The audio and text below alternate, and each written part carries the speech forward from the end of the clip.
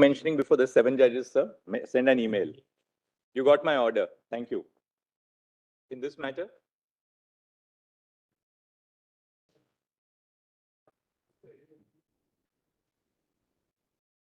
Oh, yeah, of course. But don't give it to us. Give it to the nodal council. He'll then put it together. No difficulty. May please.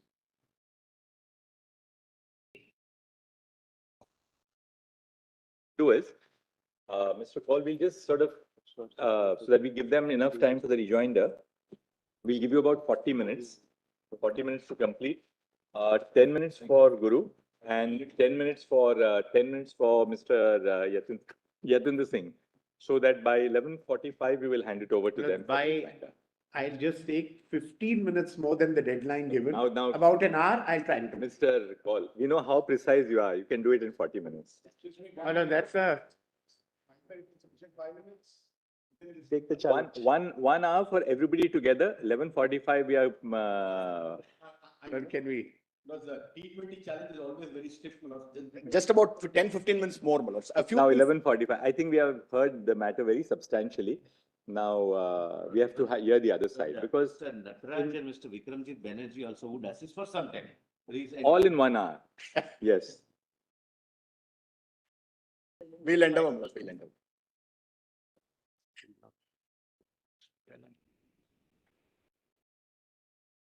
Generosity in these matters,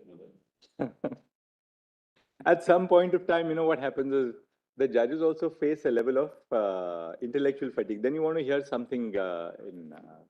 We read the submissions in advance. I hope that fatigue wasn't the result of my 20 minutes. No, not at all. Not in the least. Not in the least. Yesterday, my lords, I was on para 8 and 9 of Basha.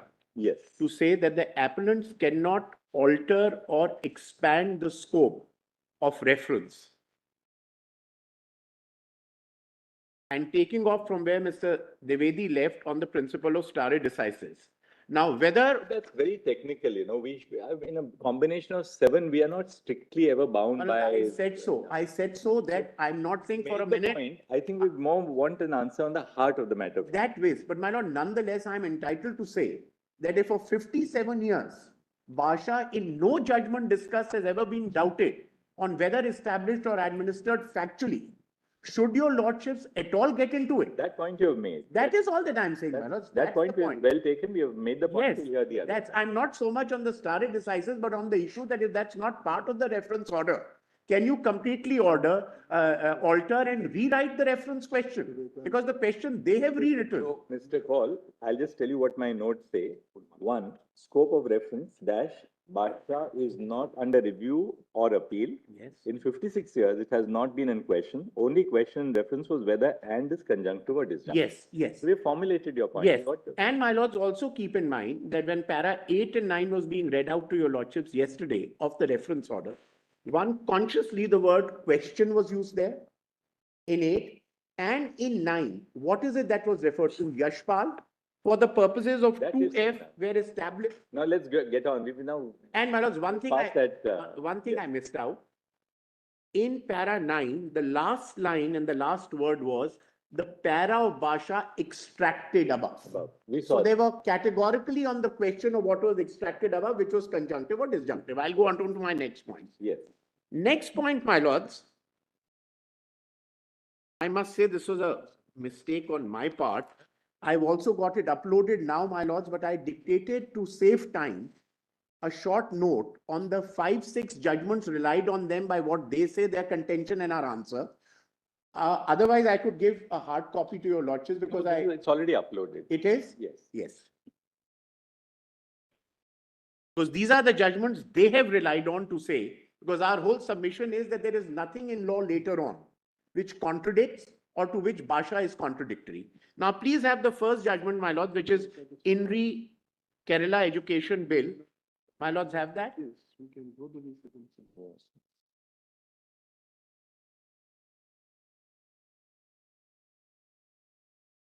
Yes. What I've done, my lords, is on the left-hand side are the findings and their contention based on the judgment, and on the right-hand side is our response to it. If your lordships, my lord, the Chief Justice has that. Judgment cited and contention. In re Kerala Education Bill findings, a bench of 7 judges of this Honorable Court in In re Kerala Education Bill, while examining a reference on certain aspects relating to Kerala Education Bill, opined that the provisions such as minimum salaries and qualifications for appointment of teachers sought to be imposed on minority-run schools as a condition to receive aid were regulatory in nature and that it would not offend the right of minorities to administer under Article 30 subclause 1. The Honorable Court held that the benefit protection of Article 30 subclause 1 would be available not only to educational institutions established after the commencement of the Constitution, but also to educational institutions established prior to the commencement of the Constitution. The Honorable Court also held that Actually, Mr. Kaul, instead of reading what Kerala holds, you can read out your second column, your response. So let's see what your response is, because Kerala. Would your lordships want me to also? No, brother. Yes. इसका response क्या है वो देख लेते हैं, more than anything else. Very, as your lordships say. I think that's better. We'll understand. On the left-hand side, I've also given their contention based on Kerala, and now the right-hand side. Firstly, the propositions laid down by the Honorable Court in Kerala Education are not being challenged by us. The judgment in Aziz Basha also does not deny that minority institutions could have been set up prior to the coming into force of the Constitution and would still receive protection under Article 30 subclause 1. The Honorable Court in Aziz Basha firstly analyzes the antecedent history of AMU and the subsequent enactment of the AMU Act 1920 to conclude that the very establishment of AMU was not by a minority institution in the first place. Further, the administration of the university, as mandated in the 1920 Act, lies with the central government, with final decision-making retained by the Lord Rector. Such control was not merely regulatory to prevent maladministration, but substantive in nature. The above finding is also made by the Honorable Court in Aziz Basha after an analysis of various provisions of the 1920 Act.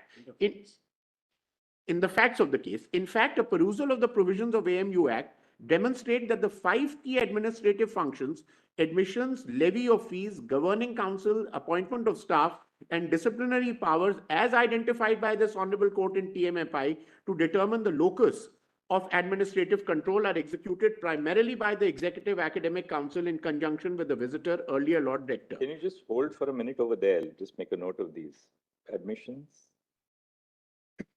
Levy of fees.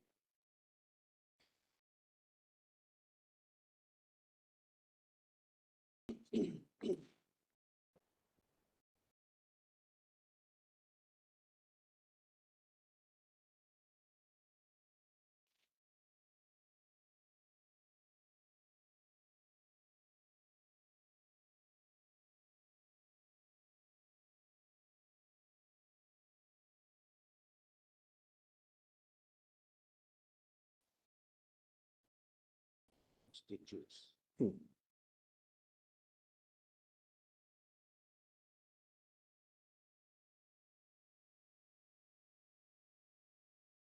Speaking of statutes also, if your lordships can add. Under the Act. Under the statutes and ordinances. And ordinance.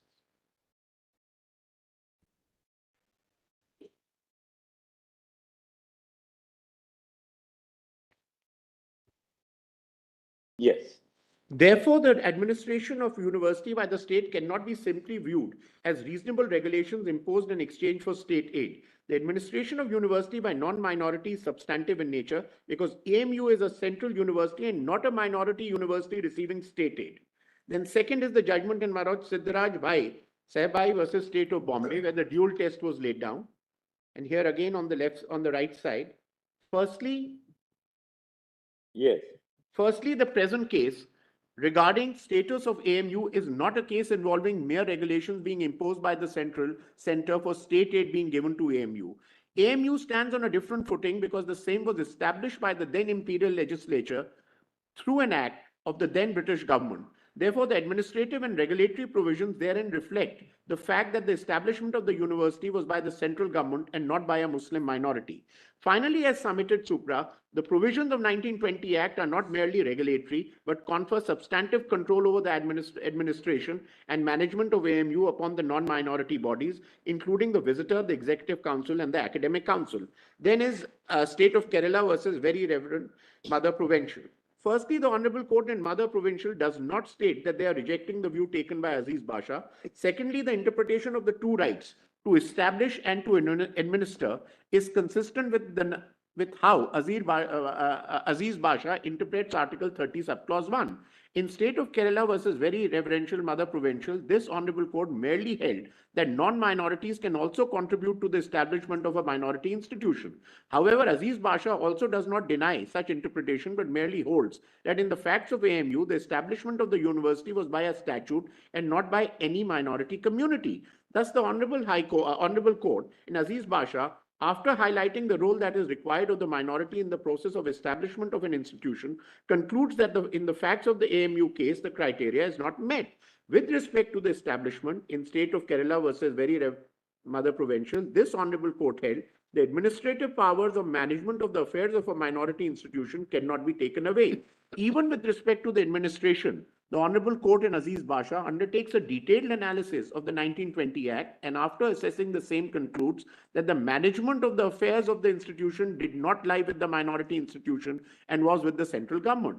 Therefore, in Aziz Basha, this Honorable Court not only laid down the broad principles of Article 30, subclause 1, but also undertook a factual analysis of the 1920 Act to hold that the administration of AMU was never envisaged to be in the hands of minority community. No subsequent decision has held that the factual analysis undertaken by Aziz Basha requires reconsideration. Then St. Stephen's College. The Honorable Court in St. Stephen's case discusses the ratio of Aziz Basha and then proceeds to rely upon the decision in a different case, S.K. Patro versus State of Bihar, because S.K. Patro was found to be in close parallel with the case on hand. Therefore, the Honorable Court in St. Stephen's was conscious of the Aziz Basha judgment, but did not make any finding that the finding or decision in Aziz Basha required any reconsideration. Further, with respect to the importance of historical antecedents, the importance and relevance of Mao College was already considered by this court in Aziz Basha, and only thereafter the Honorable Court made a finding that the establishment of AMU by the then legislature was the founding of a new university and the absolute dissolution of the Mao College. In fact, the Honorable Court notes the nucleus of the Aligarh Muslim University was Mao College. Thus, the Honorable Court concludes that the conversion of Mao College from a college institution into a university was, however, not by the Muslim minority. It took place by virtue of the 1920 Act, which was passed by the central legislature. At the same time, it is also important to note that in fact the Honorable Court in St. Stephen's approves the conjunctive test laid down by Aziz Basha and holds that a minority institution must be established and also be administered by a minority community. Now please have TMA Pi, the next page. It is submitted that the issue in Aziz Basha was not regarding whether admission of non-minority students would not affect the minority character of an educational institution. This Honorable Court in Aziz Basha does not hold that minorities do not have a right to establish and subsequently administer religious institutions. It merely holds that in the specific case of AMU, neither establishment nor administration lay with the minority community. In fact, in TMA Pi, this Honorable Court laid down the indicia of administrative control, which was then relied upon by the Honorable High Court of Judicature at Allahabad to analyze and hold that none of the indicia of the administrative control in the case of AMU lay with the minority community. Accordingly, the Honorable Allahabad High Court thereafter found that the 1920 Act never envisaged administration of AMU by a minority. Now, my lords, coming to some of the specific points raised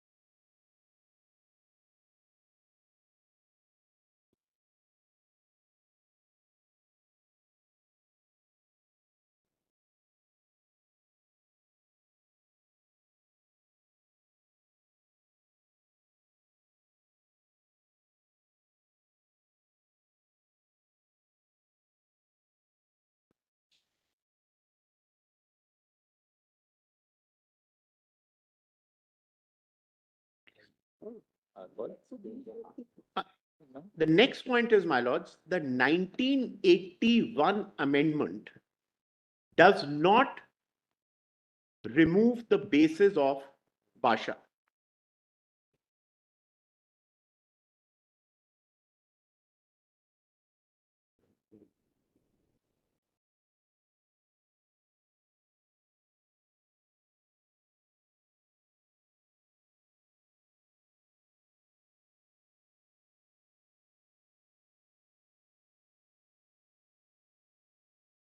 My lords, the establishment of In analyzing this aspect, we'd like you to dwell separately on the establishment aspect of Basha and the administration aspect of Basha separately.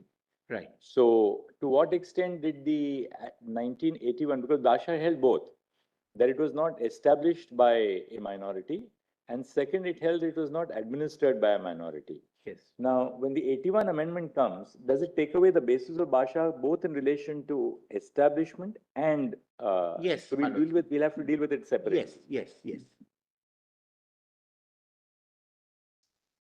So this is not a question, it's just a Yes, suggestion. yes, I'm very grateful. My lords, the establishment of AMU by the then colonial British government is a finding based on historical fact.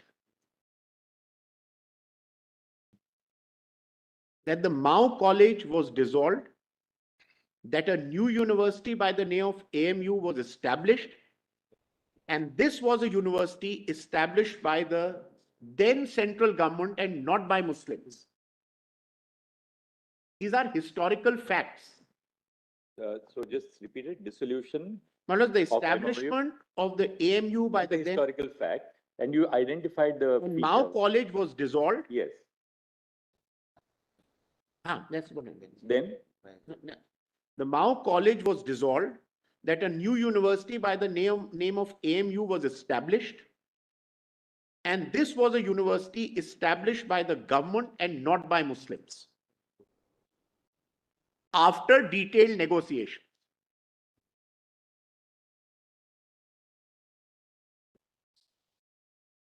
And giving up of many rights as an institution that they may have possessed before coming forward to the central government negotiating and an act coming into place.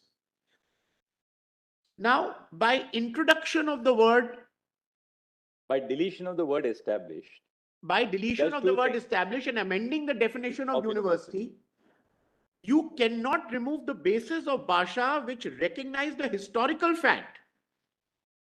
And that was not laid down as law by Basha but held to be a fact. Basha recognizes a historical fact.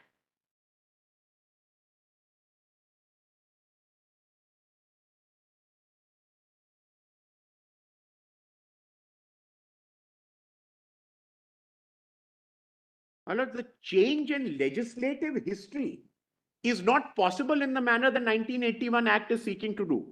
That cannot happen. You can't change legislative history. And a historical fact cannot be revised or altered either by a legal fiction or by a parliamentary fiat.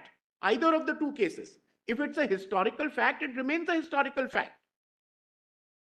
A legal provision can be changed. But how do you remove a historical fact? And as your lordship in Indra Sani held, that a fact cannot cease to exist only because they are denied. If a fact is there, it's there. You can't by a subsequent legislation say, I deny this fact. You can't alter legislative history. The fact is an act came into being. The fact is that Mao was dissolved. The fact is that a new university came into existence after negotiations. This is about historical facts, and that is why the late Somnath Chatterjee, my lords, one of our most erudite parliamentarians, and that is in the Solicitor General's written submissions on page 113, categorically said that changing the definition of university was, as it was done, which was established by a statute, and once an institution was established in a particular manner, such manner of establishment could not be changed through retrospective legislation, as legislation cannot change history. That is what the late Somnath Chatterjee said. You are today seeking to argue that by the change in definition of university and by removal of the word establishment, we will change a historical fact.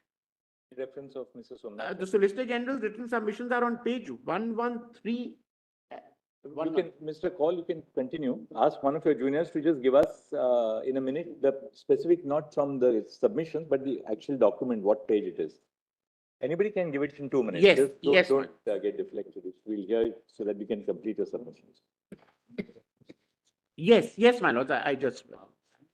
As far as administration is concerned, my lords, my respectful submission is, and those are my instructions subject to correction, that the 81 Act does not deal with administration at all. It only deals with this definition of university, and for them, that's what it deals with, an establishment being removed. The minister rejects it and says we will not go into administration. Now, my lords, the second point for your lordship's kind. I think you are on firmer ground on the second aspect as compared to the first aspect. Frankly, I have some doubts about whether you are right on the first aspect. Because when Parliament deleted the word established by the 1981 amendment, in that sense, if you are going to delete the word establishment, then the entire incorporation of the university would have to come to an end.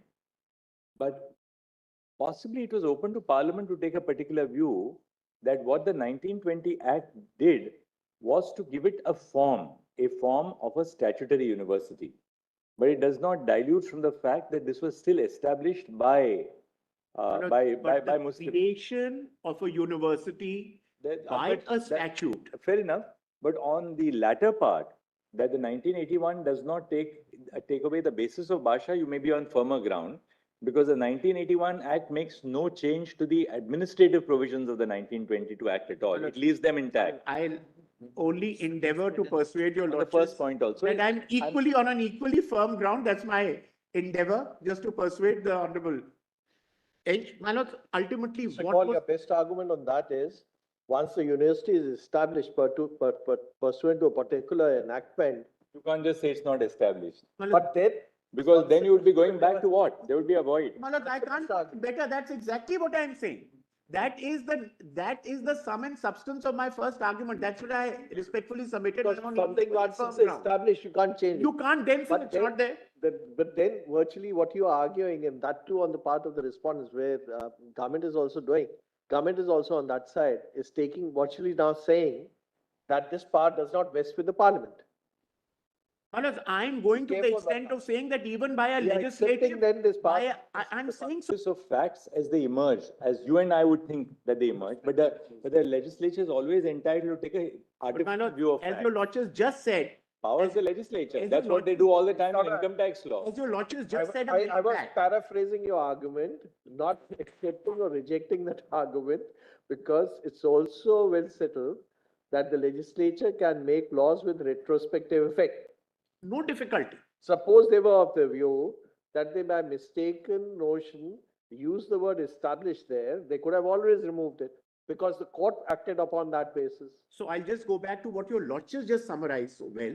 That can it be said that something was established by a legislation? Mr. Paul, Say we are not recognizing. You are also appearing on the side of the government in the eagerness to, uphold the striking down of the 81 amendment. Let us now do something which substantially cripples the powers of Parliament.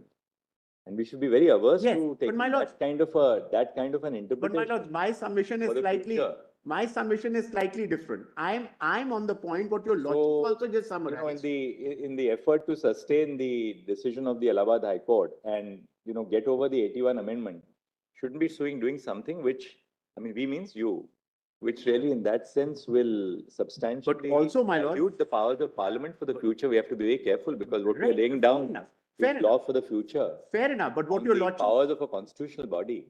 but what your lordship also said, that at the same time, ultimately, my lord, there are actions of parliament as well which are struck down. There are actions of parliament which are also held to be ultra vires.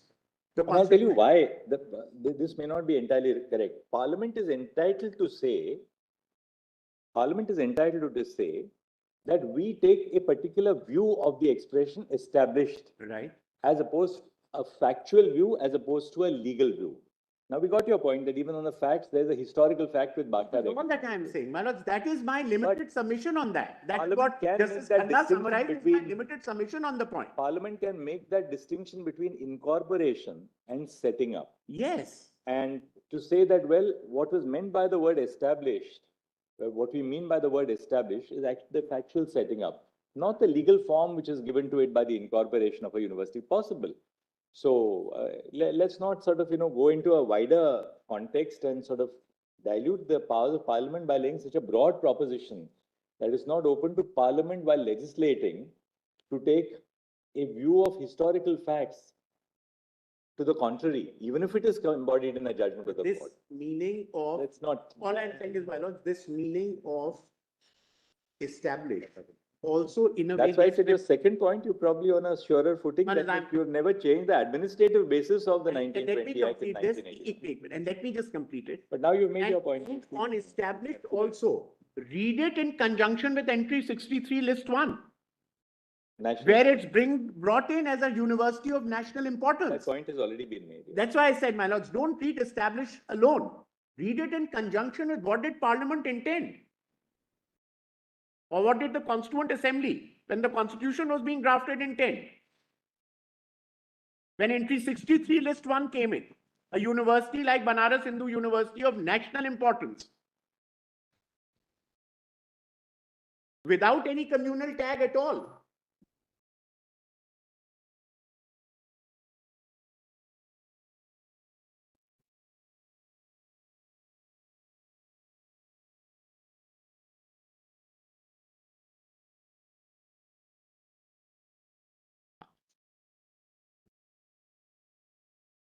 Interesting, entry 63 uses the expression established in relation to universities which are established under Article 371E. I just wanted to check whether they use the word established in relation to AMU and BHU. Doesn't matter, but that factual. No, my lords, just for the completeness of the narrative. Which says Yes. the university is referred to as AMU and BHU at the commencement of this constitution. Right.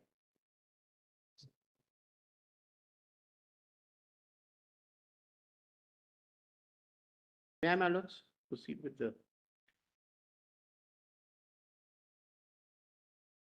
There is one aspect, of course, which still is a point which may weigh in your favor, which is that entry 63 of list 1 contains a constitutional understanding in regard to the status of AMU and BHU.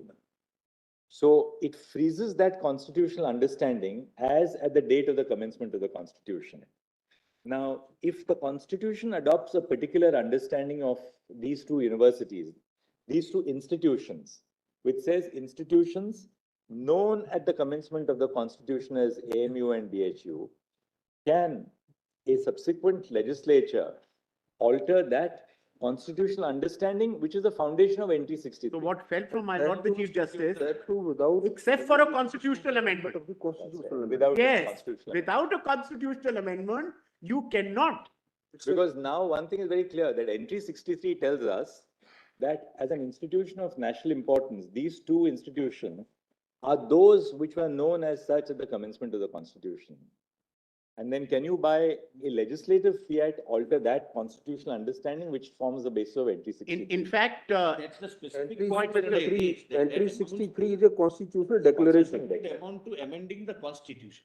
As, That will be true even for 1951 no, there is no change in my lord. and 65. No, there There is no is change. none, there is none. the character of the It's bringing university in- is not. No, but those are amendments It's to bringing the, conformity with part. they are also amendments. In with- fact, Three. in fact, frankly, they bring it in conformity. With part. Yes. Now, my lords, the second point, since time is I mean, yes.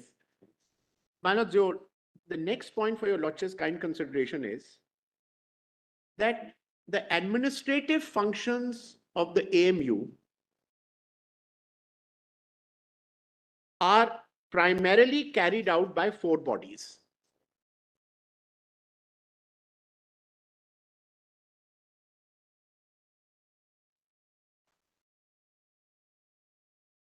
The visitor, the executive council, the academic council, and the AMU court.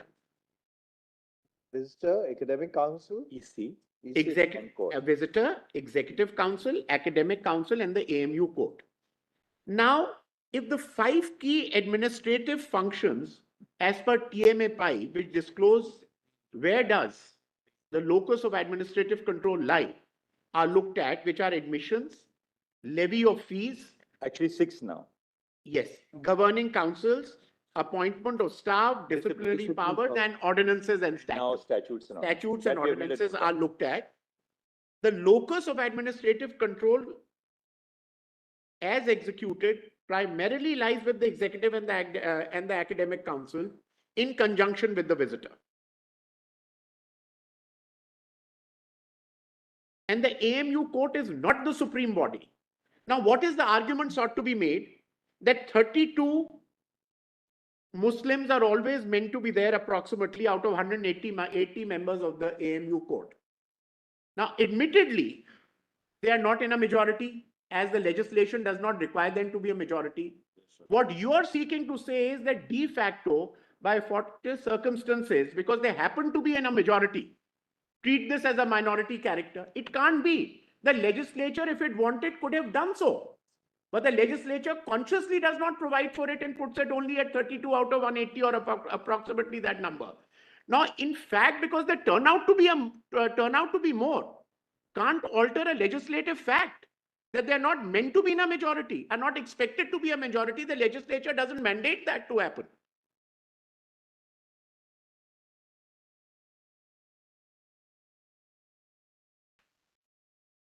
And the highest that can be said, my lords, is that the AMU court is one amongst many administrative bodies with essential powers vested in the executive council, academic council, which are not minority led.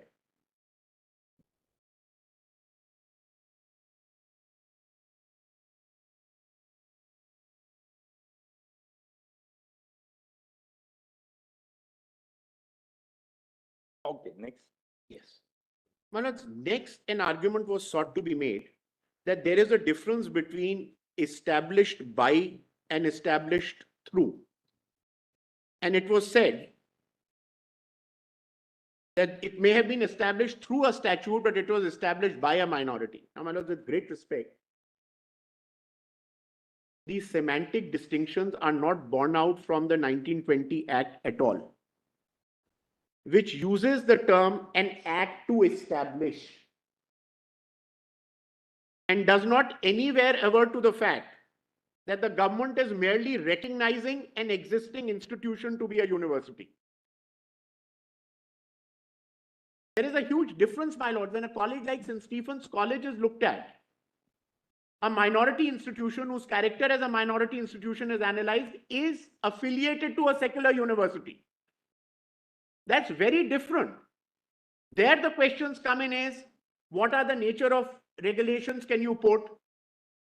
Can you, as a condition for affiliation, say that they cannot have a separate interview? Their cutoff date can be the same or not? Can, while granting them aid, can you put regulations which are so onerous that it takes away the minority character of the institution? That's a very different category of cases. They did not come to the central government and say, create a statute, and negotiated, and a statute was passed to create St. Stephen's as a college or a university. We are dealing with a case where, for historical reasons, you came, negotiated, and ultimately, in the facts as they existed in 1920, by virtue of a statute, an act to establish, as it said, the university came into being. So you can't give those examples, and then you use semantics like by, through. It's irrelevant because the statute doesn't provide for that. Mr. Kaul, Yes. isn't St. Stephen's also governed by substantial extent by the statute and ordinances of the University of Delhi? Manoj, maybe, but that is still an affiliated to the Delhi University. Now, if correct. an issue arises there because it's a minority college, they went into issues, Manoj will recollect in the judgment. Where is the chapel? The principal comes from the North India Church. Many such examples were given to establish it as a minority institution there. And still affiliation was being looked at. We are talking about the very creation. Here, the preamble in section 4 said, Mao College stands dissolved. All institutions connected with it, bodies connected with it stand dissolved. Ceases to exist. Where is the parity between the two? How can you even rely on an example of St. Stephen's College to cite AMU? And AMU is then posted in list NT 63 list 1. When St. Stephen's College decided to become an affiliate of the Delhi University, did it not give up some of its rights? None of it. Manoj, that is why That St. Stephen's That- could have, St. Stephen's could have also continued the way it is, given degrees which had no value or may not be may not have uh, as or permitting you to get government jobs, etc. That is why, my lords, why I was wanting to read those judgments where your lordships told me to read the right and the left. All those judgments were cases of regulatory provisions like quality of teachers, academic qualifications of teachers, the way admissions are made, etc. Those are regulatory in nature so that academic standards are maintained. So you are then drawing distinction. Now here you are now drawing distinction between regulation I, and in will my that- note, read will- out, yes, will with that- substantive just- manner just one minute. of control. Just one. Will that equally apply as far as when we refer to AMU is also concerned? Did they agree to get regulated in a way when they got sought and got the government permission? Manoj, that is Or our, did they give up their minority? that is rights? our whole cases, and as is both recognized in the impugned order of the Allahabad High Court judgment and in Aziz Basha, that when you came and negotiated, you agreed to get the degrees recognized, all our bodies, all our Mao college cease to exist, they stand dissolved. And we will now be guided by the detailed provisions of the Act on Administration Understood. That- and Establishment. That we have understood. And governmental control is accepted.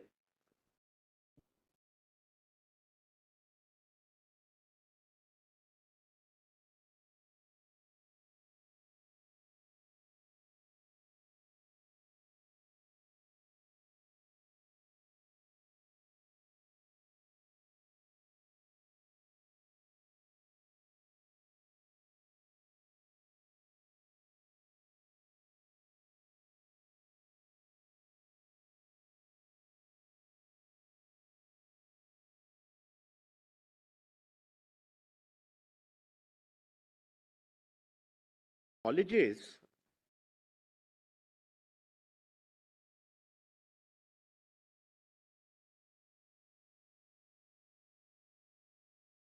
as Mao was affiliated to Allahabad, since Stephens was affiliated to Delhi University in this matter, Mao in its original avatar.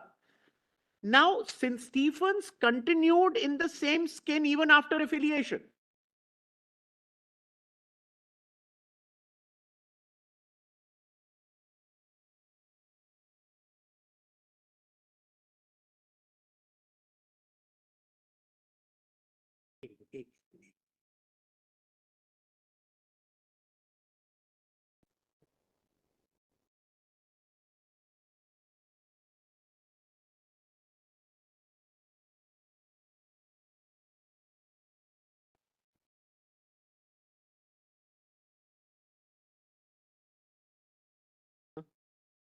नहीं मैं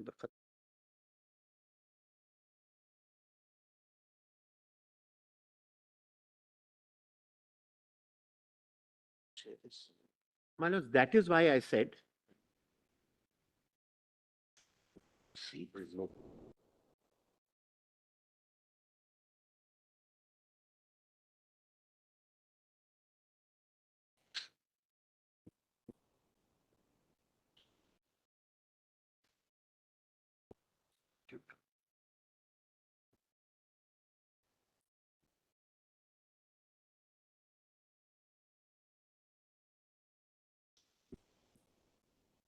David's emphasis, the chapel over here and there.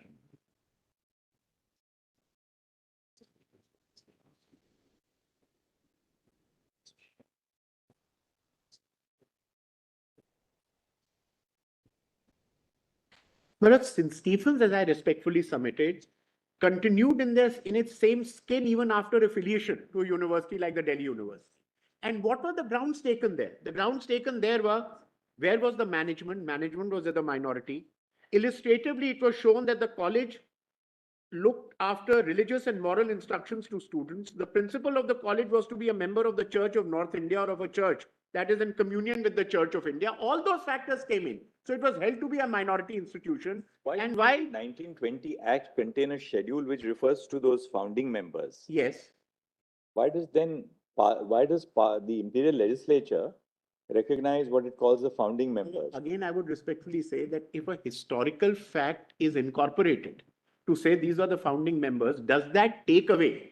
And does that have to be read so exclusively and selectively without reading the entire act together? If the entire act is read together, merely because founding members are mentioned therein, what about the way it's established? What about the way it's administered? Will everything be overlooked? So we can't pick and choose bits and pieces to come to a conclusion that it is a minority institution.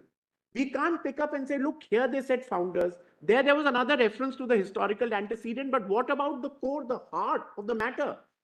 The flesh and blood of the matter is. Mr. Kaul, what else now remains? Well, just one or two submissions. All right, well, let's just formulate them so that we'll move on. Well, my respectful submission for your Lordship's kind consideration at the end is this, that the entire argument has been that historical facts have been ignored and antecedents have been ignored. They have not been ignored. And then the argument is sought to be made that if that logic is accepted, then no minority can ever be set up as a university. Now, firstly, there is the NCMEI Act in itself, one which has its own provisions. B, there is no doubt now, historically as recognized in repeated Supreme Court judgment, that a university can only be set up under the UGC Act. But the deeming provision provides for any institution to come and seek a deeming status. So this whole argument that minorities and their rights are in danger is a completely misplaced argument of prejudice and nothing else. And lastly, my lords, the appellant said, as a continuation of this argument, lastly said that after all, what are we asking? We are just asking for a bit of reservation and you're snatching it away. That was an emotive appeal made. Now, my lords, my respectful submission is that when did you have reservation? The judgment in Basha has been in place for 57 years. You never had reservation till the 2004-5 with that then change of government, when the provision was made for reservation and which was ultimately struck down in the Allahabad High Court judgment. So which reservation is being taken away? Which right of minorities is being taken away?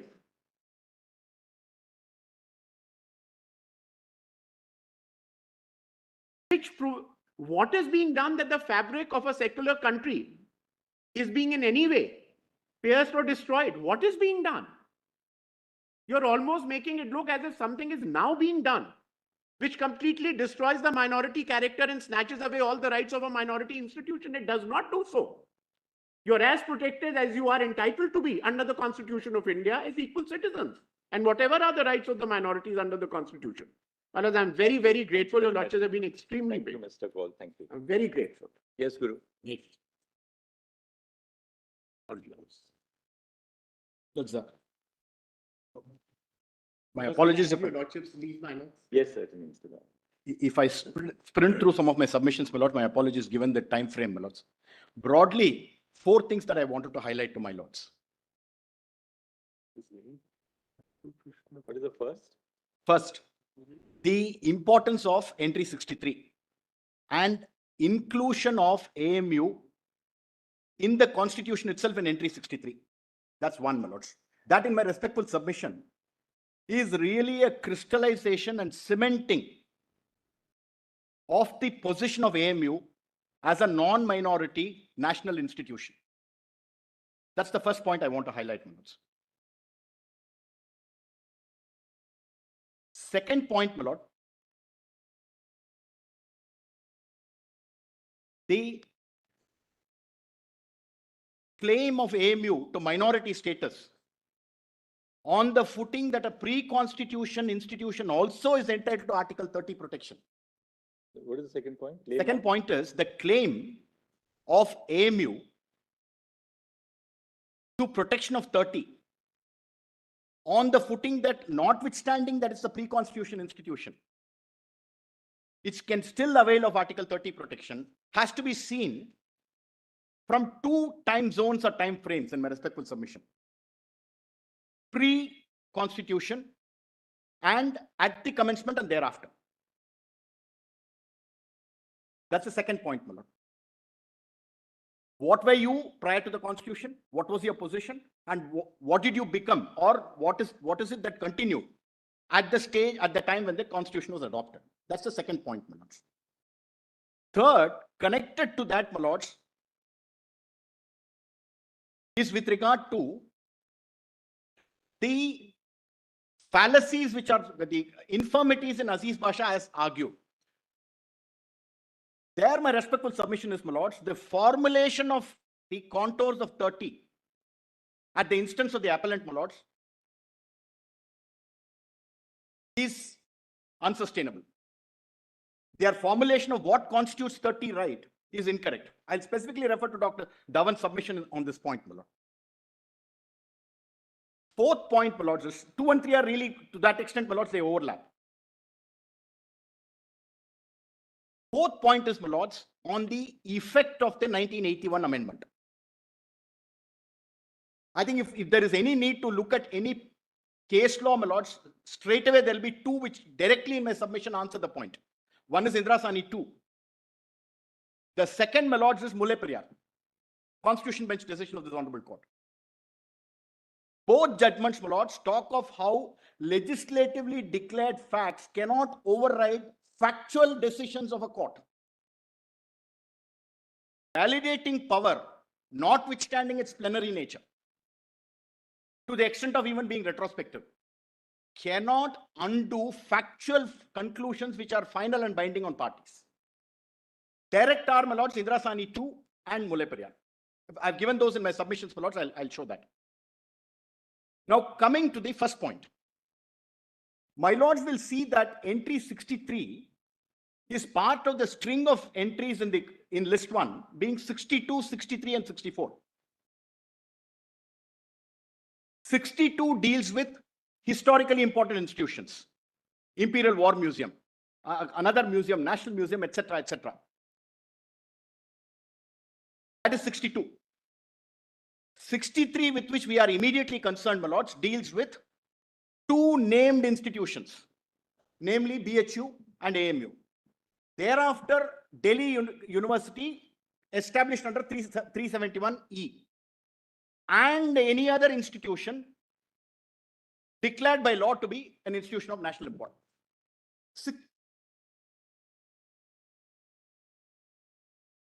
60.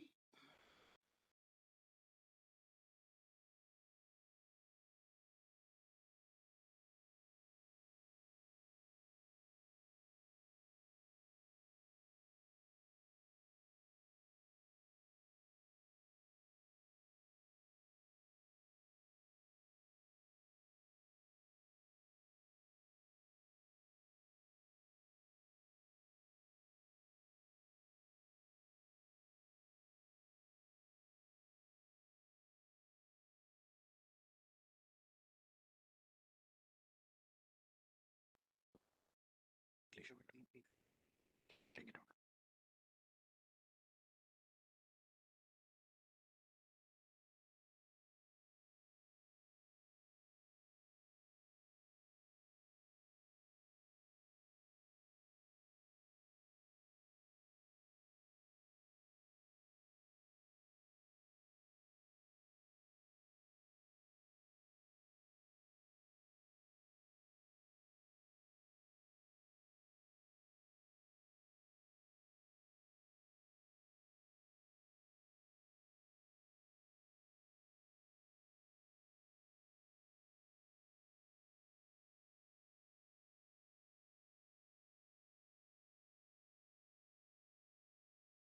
Three entries use the expression institutions declared by Parliament by law to be of national importance. Yes. 63, 64, and 62, 63, and 64. That's right. In 62, Yes.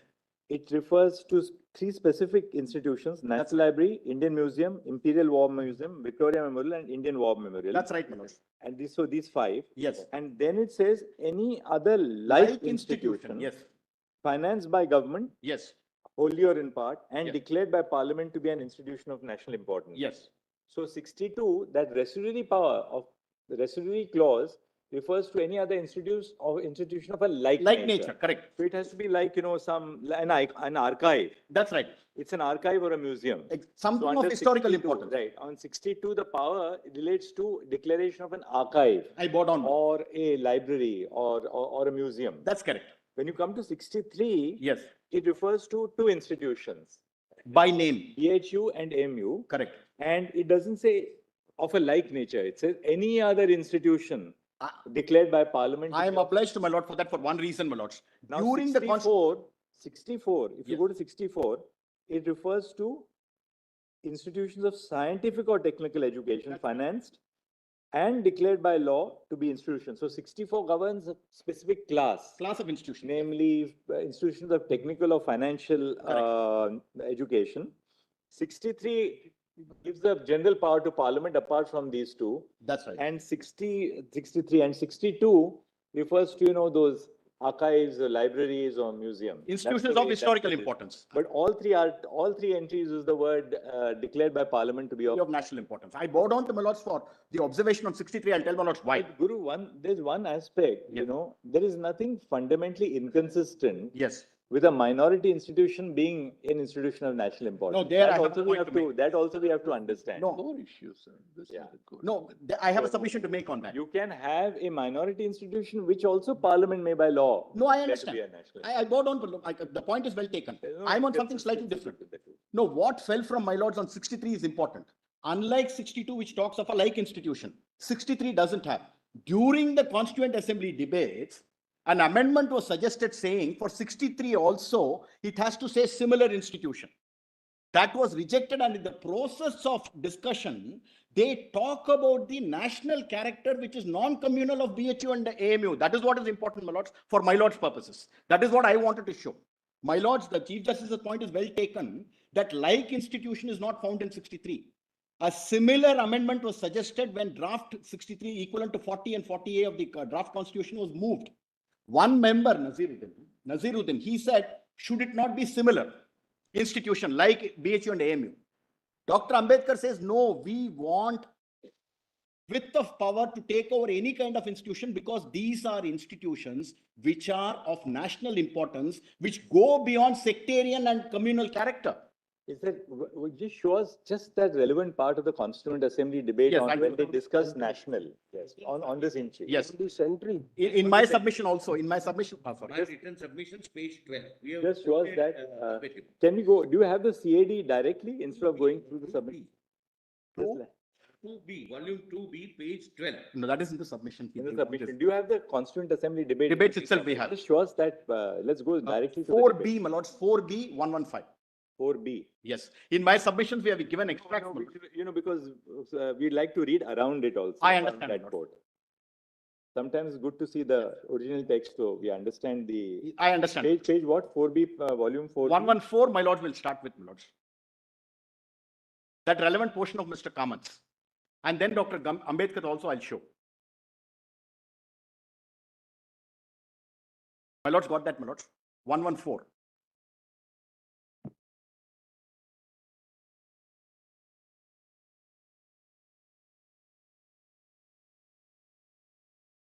Can I read that, my lords?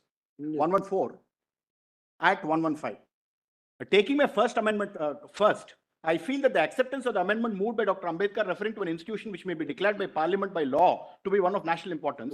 I am not referring to Delhi University at all, but the second part of the amendment is fraught with dangerous consequences. I hope the House will pause to consider whether such a sweeping provision for bringing within the purview of the central government any institution, which of course Parliament may declare by law to be of national importance, is at all necessary. House will see that in the previous entry 39, which we have passed, we have given power to the Union to legislate about any institution financed by the Government of India, wholly or in part, and declared by Parliament by law to be an institution of national importance. This entry goes further and gives power to the Union to legislate in regard to institutions, whether financed wholly or in part or not at all by the Government of India. I have in mind certain institutions in this country which are doing very good work, wholly privately run but run on efficient lines without any governmental interference. Amendment just now moved by Dr. Ambedkar shows that this grabbing instinct of the committee is growing by leaps and bounds, and if this passes muster, if this is accepted, I'm sure the day is not far distant when the acquisitive instinct of the union will run riot, and the union will try to step into so and so. Then the next para. As regards the two universities mentioned in this entry, the Banaras Hindu University and the Aligarh Muslim University, of course, either it may be true that they are of national importance, or because they have the communal tag attached to them, government, to show their impartial, non-communal nature, might legislate in regard to these universities. This is very important, my lords. As regards Delhi too, because the status of Delhi is not yet defined, it is perhaps desirable that it should be within the purview of the union. But to specify here very vaguely that any other institution may also be taken over by the union, legislated upon by the union, though of course this saving provision is here, is there, that Parliament should declare by law those institutions to be of national importance. But in modern times, he goes into all of that.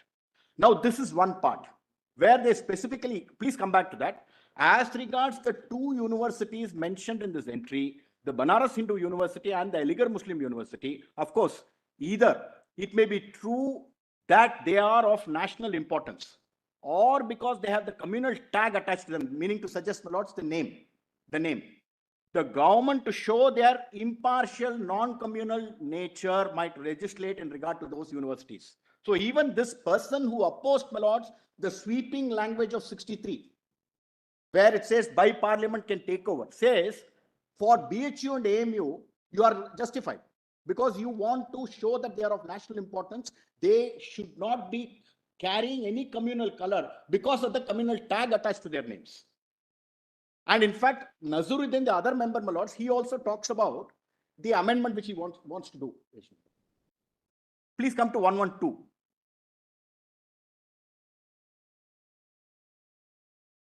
How does Dr. Ambedkar respond to all this? Now, Dr. Ambedkar, just 1 minute, my lords. Just give me a minute on that. Can I show Nazaruddin for a minute, my lords? Sure. That is at 112. I have slightly altered my amendment to suit the change introduced by Dr. Ambedkar in his own amendment. I submit that Dr. Ambedkar's amendment would unduly enlarge the jurisdiction of the center, and many things which would be otherwise cognizable by the provinces would now, by virtue of the words which I seek to delete, be included within the jurisdiction of the center. The Banaras Hindu University and the Aligarh Muslim University have been regarded from the very inception as institutions of a national character and importance, and therefore they have been rightly regarded so far as national institutions, and they have been rightly placed under the jurisdiction of the union. Then, my lords, he goes into the question of any other institution, where he says you must have it for similar institutions. That is the burden of the song in Nazaruddin Ahmad's, my lords, submission and statement in the debate. Now, please come to page 118.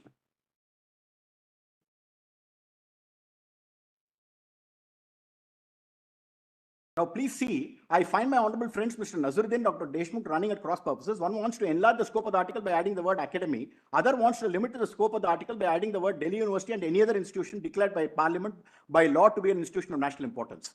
So far as Dr. Deshmukh's amendment is concerned, it seems to me quite unnecessary to introduce the word academy because the word institution is large enough to include both university and academy. Therefore, that is quite unnecessary. With regard to the amendment of my honorable friend, Mr. Nazaruddin Ahmad, Delhi University as was pointed out by him already under the central legislature by virtue of the fact that the university is in a commissioner's province, which is subject to legislation of the center.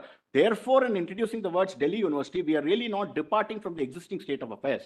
With regard to the subsequent part of the entry relating to any other institution declared by law by Parliament, it seems to me that it is desirable to retain those words because there might be institutions which are of such importance from a cultural or from a national point of view and whose financial position may not be as sound as the position of any other institution and may require the help and assistance of the center. In view of that, I think the last part of the entry is necessary and I am not prepared to accept this amendment. Now, with regard to the to my honorable friend, Mr. Kamath, he wanted to introduce the words research institution. He has forgotten, or probably his attention has not been drawn to my amendment dealing with entry 57A. That's with regard to another entry. Dr. Ambedkar, therefore, substantially, my lord, stands by the amendment and says the purport of 63 is that you are looking at institutions which are of such national importance, which go beyond communal character. And therefore, we will have the right vested in the Parliament to declare by law any other institution of such nature. That's important, my lord. And one more aspect, my lords.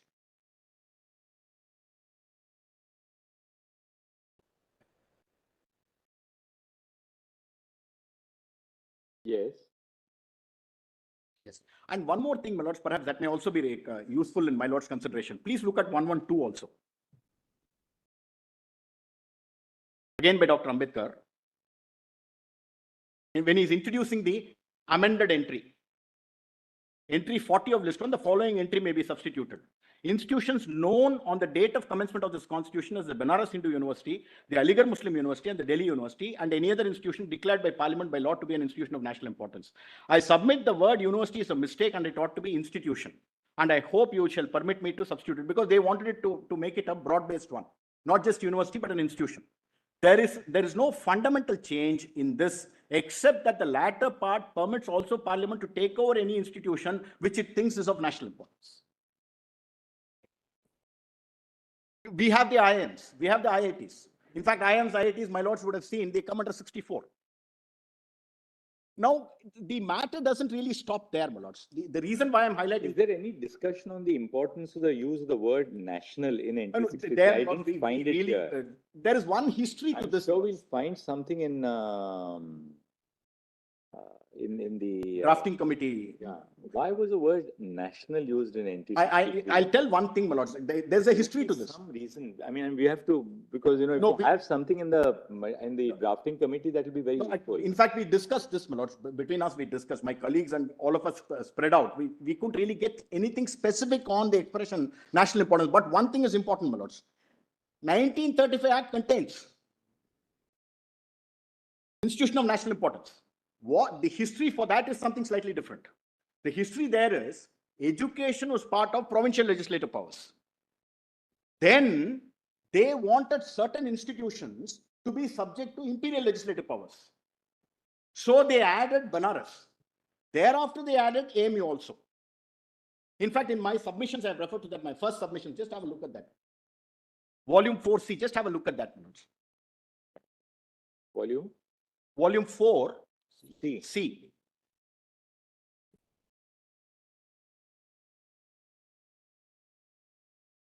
That's right. I'll show that on page 43.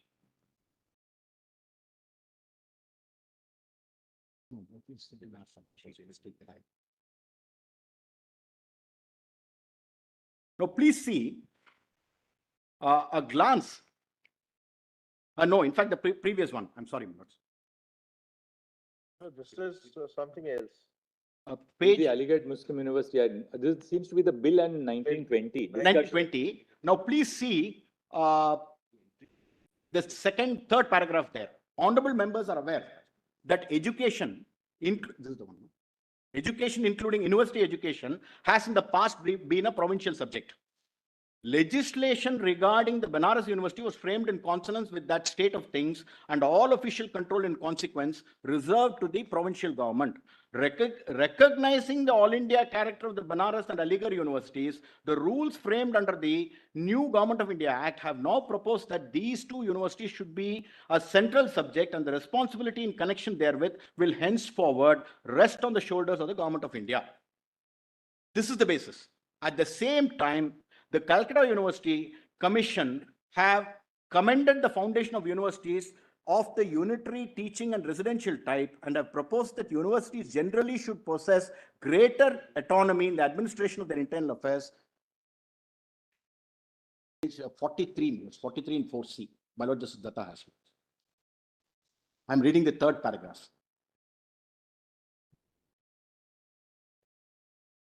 That has been, provisions have been introduced in this bill, which I venture to think constitute what will be recognized by honorable members as distinct improvements.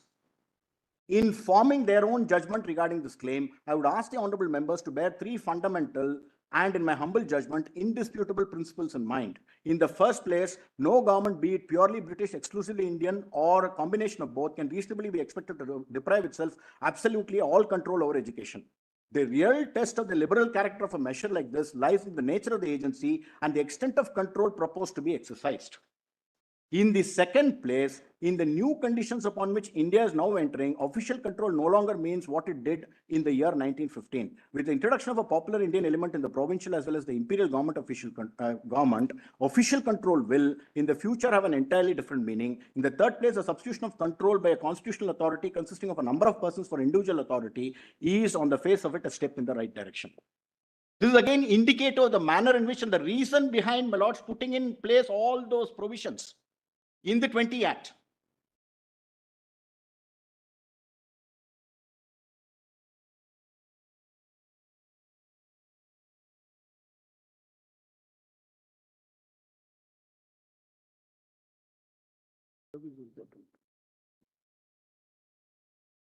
And this, we have encapsulated, my lords, the history of this in my submissions to A, my lords. Kindly, my lords may make a note of it. I won't read it just to save the time.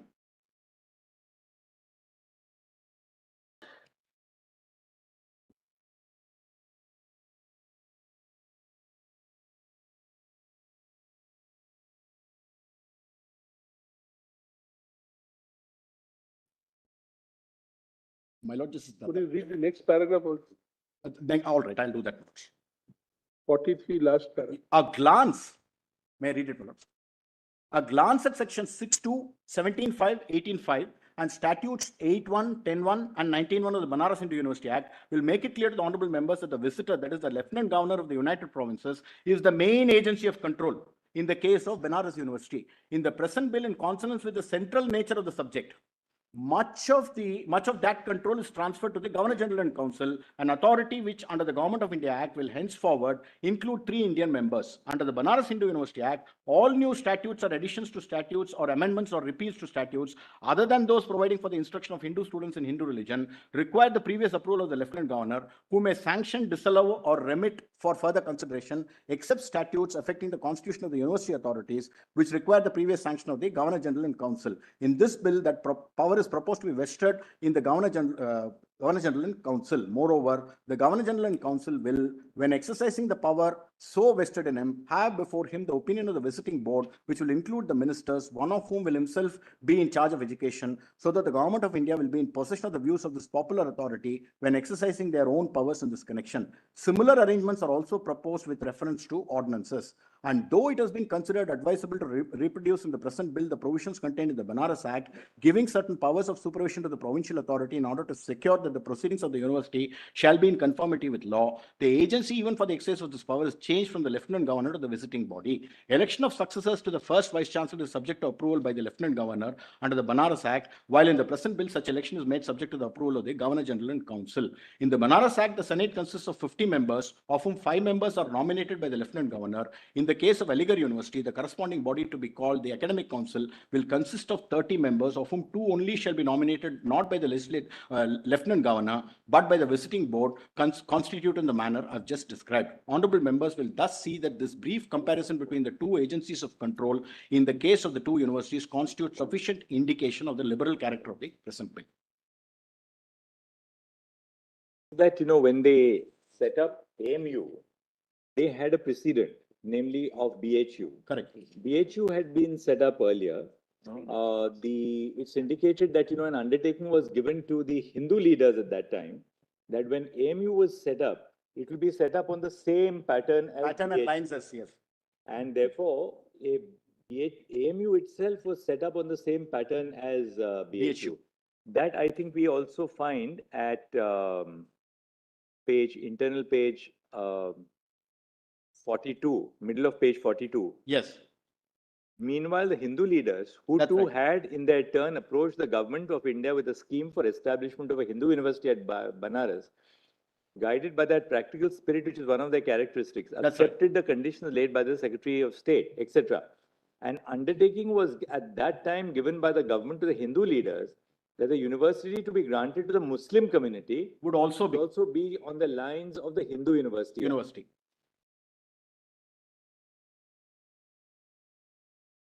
Therefore, my lords, 2 things really come out. 2 things really come out. One, consciously it was decided that even at the inception, it was to be taken to be an institution of national character, pre-constitution. on the lines of But BHU. equally, this was an institution which was granted to the Muslim community. That's We can't right. also ignore that. No, but one thing, my lords, as what Mr. Dwivedi was pointing out, maybe for the benefit of the community, my lords, in terms of students, etc. But please see section 8. It said that it is open to all. That's very important, my lords. Teaching of theology was for those who wanted to study it. And post-constitution also, in terms of 28.3, any teaching was subject to consent. That's very important, my lords.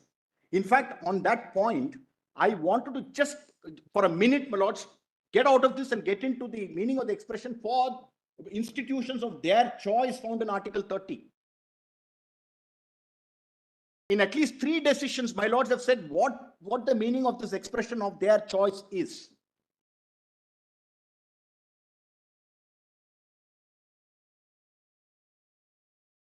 It's not just choice of the manner in which you do the administration as what is sought to be projected. No. Which means an institution for the development and benefit of that minority, be it linguistic or religious, for which the institution is formed by the founders. That's how you understand the expression of their choice. Give me those 2 documents.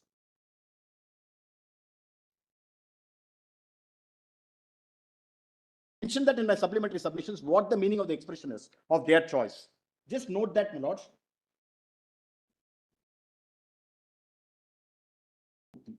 Volume 2, P, my lords, P for Peter. That's my supplemental submission. 2P. 2P, page 14. I have extracted from, my lords, St. Xavier's. Even that specific extract from Xavier's, my lords.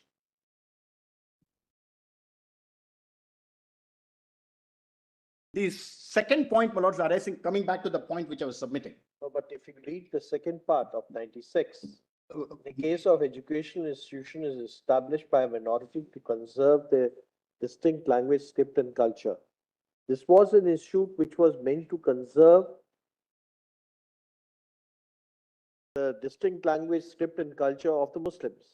To that extent, it's quite clear in the enactment itself. Not exclusively for that. No, it allowed others to come and, Correct. but the object and purpose was to conserve the distinct language, script, and culture of the Muslims. That's clear from the constitution. No, there I have a caveat, my lords, to a writer to add. From there, number of places where they've used the word Muslim. No, they do. They do. My submission in response to what is falling from my lords is this. The primary object was not that. The primary object of the institution, even according to the appellant, was to give liberal education. To whom? Yes, what they said to their community, but then it was an institution which was designed and made, established by, my lords, the imperial legislature to be one open to all, with liberal education. Section 8 is a clear answer to that, my lord. Section 8. That's what in my respectful submission ought to be the consideration, my lord, while looking at this. Therefore, the second point which comes out of this is this, my lords. 1, institution of national character pre-constitution, even prior to the constitution, at the commencement of the constitution, while putting it bodily into the constitution, the understanding was this is an institution of national importance going beyond the communal tag. That's the second important takeaway from this point I want to say, my lords. And one more aspect. Ultimately, the proof of the pudding lies in its eating. Now, what does all this mean? What does all this translate into by Parliament declaring by law that an institution is of national importance? What happens? Straight away, my lords, 4 or 5 features. So what safeguarded was, it prevented the state legislatures for interfering. Pre-constitution, correct. It was a clear indication that the state legislatures will not interfere in these 3 issues. It will be the imperial legislation. It will be only the imperial legislation. Correct. And after the enactment of the constitution, only the central parliament. Parliament, yes. That's right. And the executive interfere. That's correct. So That's they, right. they wanted to save them or give them an umbrella, ensuring that it's only the central government and which interferes or will regulate their affairs. For the reason, that's important, my lord. Absolutely right. For the reason that they are institutions of a national character and of national importance. That's the point, my lord. That's the reason why That's the way they distinguish them. Yes, certainly that's used. But the question which was posed by the Chief Justice also was, will branding the institution or characterizing them as an institute of national importance do away with their character as minority? It's at two levels that I want to respond to that. It's at two levels. Number one, while as a proposition, it is right that it cannot need not. read into it. Sorry, my lord. We can't read it as a negative stipulation. I'm saying something else. First level, yes, but at level two, It's a positive stipulation, not a negative stipulation. no, the indication clearly being this. By declaring an institution to be an institution of national importance, the parliament has decided that it shall acquire a character which goes beyond. This is not a individual negative statement. It's With only a respect, Lord. positive statement. No, I'm saying the meaning, therefore, constitutionally is that this now acquires a certain character where it goes beyond the position of all regular institutions, gets to the next level. And that's why I was saying how by being declared by law, so many other consequences follow. One of the main things, my lords, substantial government funding. Guru, do we have the report of the standing committee which presented its report to the imperial legislation in this compilation? Yes. Just give us the page. Yes. Give me the page. I'll just take it out and give it. In a minute, I'll give it. Can I just complete the submission on this, my lords? The consequence of declaring it as an institution of national importance is the substantial funding by which they become centers of excellence. Dr. Dhawan was wanting to make out that by declaration as an institution of national importance, is all that is ensured is it becomes a center of academic excellence. No, not just that. Now, in that position, it goes beyond the stage of aid to a minority institution or a non-minority institution, as the case may be. Substantial funding takes place. In fact, in my additional submission, I have pointed out from the statement of the Minister of Education on the floor of the Lok Sabha, how much money has been spent on AMU in the last 4 years. Please have a look at that for a minute. Yes. 2P, my lords. 2P, page 27, para 31.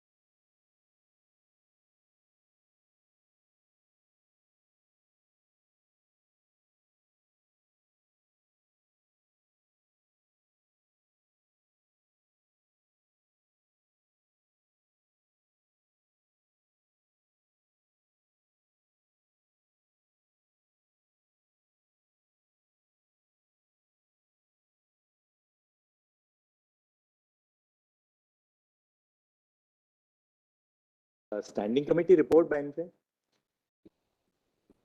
Volume 4A, 72 minutes. 4A, 72. 4A. Just look at page 73, my lord. This select committee's report, I presume this is what my lords are looking at. Yeah, mentioned in Bhasha, my lords. Page 73, it starts.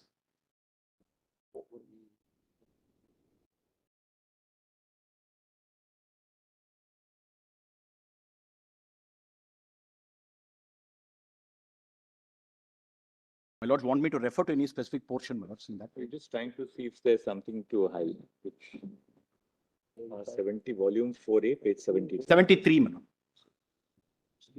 The select committee report is of The date, 20. yes, 1920, my lord.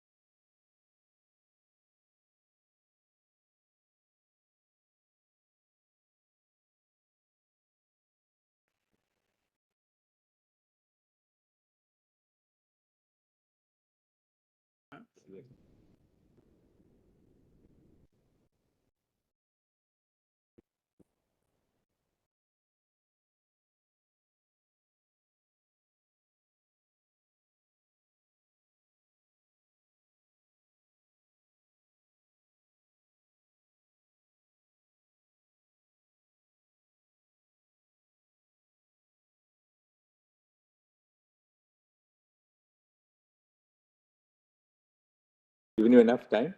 Two more points, my lords, a Yes. little important, my lords. Yes. But my lords will take it from me that I'm referring to points which are not covered by anybody else, my lords. We are taking care to ensure that between us, my lords, there's no repetition. Just two more things. Just formally. Yes, I wanted to refer to 2P, page 31 of my additional submissions, where page 27. I have given the actual expenditure of the government in the last 3 years. The Volume? last, my lords, being Volume? 1005, volume 2P, page 27, para 31. The corresponding report, Lok Sabha report, is page 89 of the same volume, my lords. It's in a tabular form. 22-23 year, my lords, is 1,552 crores. Right.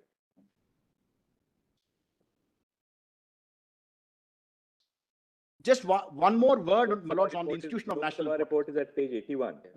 The report itself is at page 81, you said, I think. 89, my lords. 89. Volume 2P. 89. And the relevant portion, my lords, is at It's on the 90. screen, huh? It's on the screen, brothers. It's on This the is not uploaded. Your 2P is not uploaded. Oh, I'm so sorry. morning page. It was yesterday evening we had sent it. No, no, I'm just. I'm it's so a question sorry. of fact. Apology. It's a question of fact. It's not. I'm so sorry, my lords. ऊपर जाओ, But I understand the nodal council has put it up, my lords, and probably it's not been. ऊपर जाओ. ये यहाँ से नहीं control हो रहा है. I understand it's there on the screen, my lords. No, not- आगे जाओ. yeah, this is the one. Just, that's the page, my lords. Please see 90. My lords have it on the screen. My lords have that. The years than 1920, it's more than the University of Delhi. that's true. That's Almost true. double of that. And AMU, my lords, we call has so many centers. Number of centers. One more thing on this point, institution of national importance, my lords, and then I'm done with this point. Please make a note of, I will not read just to save time. Please make a note of the discussion when the Vishwa Bharati Act was moved for declaring it by law to be an institution of national importance. There again, the national character where it goes beyond regions and particular sections is discussed. Same volume. Same volume. Please note page 43, my lords. Which same means which volume? The volume which I'm just referring to, 2P, Page? 43 at 53.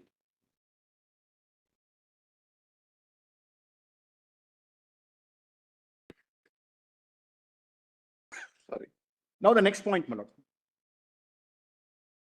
Please, my lords, look at my original submissions and the additional submissions where I've elaborated on all these points, my lords. On the effect of declaration as an institution of national importance. Just to save time, I'm not going into each one of these points, my lords. Both the original submissions and further added in the written submission, the additional submissions, I've pointed out all of that, my lords. I've given the crux of what I wanted to submit, my lords, on this point. The second point, the effect of the 1981 amendment.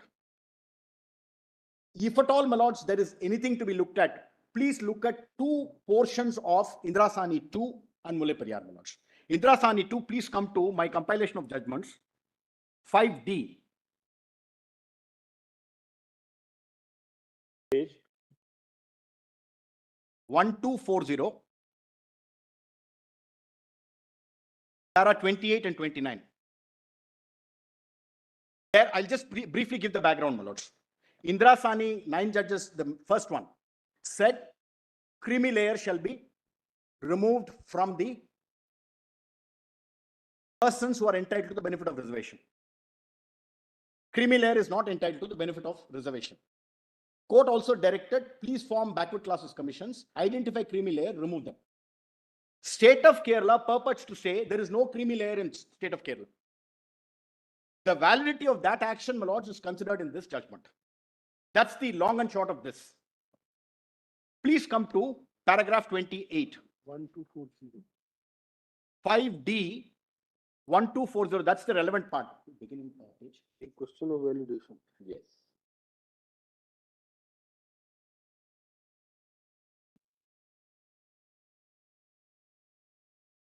One two 118 is the beginning of the judgment.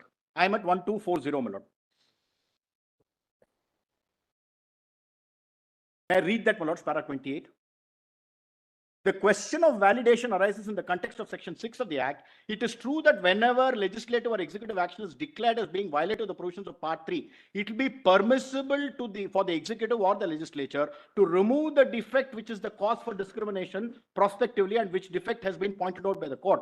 The defect can be removed retrospectively too, but by legislative action, and the previous actions can also be validated. But where there is a mere validation with retrospective effect without the defect being legislatively removed with retrospective effect, the legislative action will amount to overruling the You judgment. said you have to take away the basis of a decision by Exactly. curing the defect which was pointed out in the original. I bowed on. There's one important Now, qualification. Mulla Periyar. One more thing, my lords. One important qualification there. Where the court, let's say, my lord, strikes down a taxing statute saying the definition clause does not cover X category. Then a validating statute can be made saying, I'm now going to cover this category also, and retrospectively, there you're removing the basis or curing the defect. A factual finding of this nature can never be part of validation. That's a very important thing, my lords. An institution, whether it has been established by a community or not, is a factual finding, which is where, my lords, para 29 is important, my lord. But this argument also cuts To this, in the sense, my lord. in the sense that establishment by a statute may not be then relevant. No, that's slightly different, my lord. The point I'm You making. are right. When you argue this, that in order to see who had established the institution, you'll have to go to the promoters or the persons behind, the founders. Then you cannot argue also that the establishment is by the act of the parliament. No, there, my lords, it's one thing for the parliament to amend in the absence of a judgment. It's something totally different. The moment there is a judgment interceding, which returns factual findings and becomes final and binding on parties, thereafter, my lords, parliament cannot step in. That's where the important qualification comes, my lords. One, a factual finding, can it be subject matter of validation? Number two, once there is a factual finding, which is a subject matter of adjudication by the judicial process, which is where, my lords, the importance of separation of powers becomes extremely relevant. Separation of powers, yes, the legislature has the power to undo acts which are held to be bad by removing the basis or curing the defect. But merely legislating to overcome cannot be done. Para 29, my lords, looks at that. Now, please come to Mulle Periyar. Same volume, 1033. 1033 at 1123.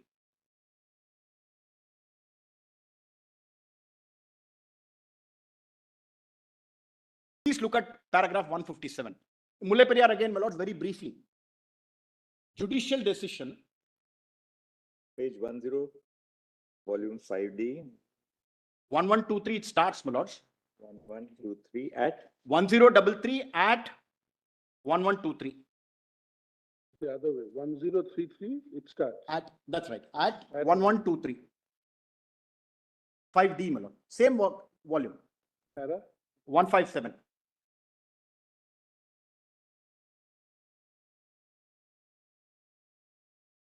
The question, may I read that, my lord? The question whether or not the legislature, my lord, this Suryakant has, my lords. Yes. The question whether or not the legislature has usurped the judicial power or enacted a law in breach of separation of powers principle would depend on facts of each case after considering the real effect of the law on a judgment or a judicial proceeding.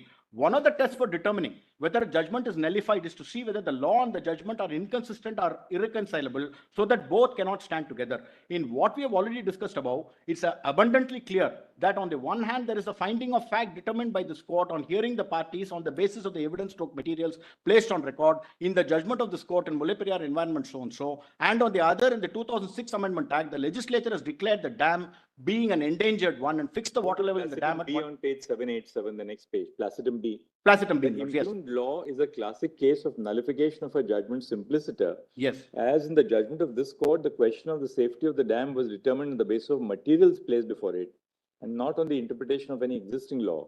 And there was no occasion for the legislature to amend the law by altering the basis on which the judgment was I bowed on. That's what you are. This is precisely what I wanted to highlight. But in this case, this legislature, the parliament amended the law. No, on a factual aspect found by the court. That's where, my lords, the distinction. They amended the law. Yes, you can argue as far as the finding of fact, who are the people behind or founders of the university? If there is a finding recorded in Basha, that could not have been changed by the parliament. That's the whole point, my lords. On establishment, the clear conclusions in Bacha are threefold. I'm not on administration. Administration part has not been touched at all by the 81 Amendment, as what fell from the Chief Justice. Therefore, that's something entirely in favor of our argument. On establishment, three important things, my lords. The finding is that it is by an act of legislature. One, by looking at history. Number two, it specifically says, my lords, there was an option available to put up a university with the rider that if you did that, you were not assured of recognition of degrees by the then government. Therefore, you chose the route of having a university being established. And third, the societies which formed the basis or the beginning or the genesis, they were extinguished. In fact, one point allied to that I want to say, my lord, is part of my submissions on the third point. There are at least 2-3 legislations where the expression used is where the antecedent bodies are conglomerated with the new body which is created by the statute. Give me the page number. Page 31 of 2P, my additional submissions, I've given that example.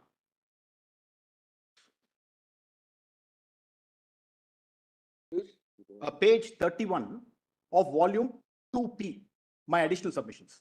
The concerned act, my lords, is the Institute of Teaching and Research in Ayurveda Act of 2020.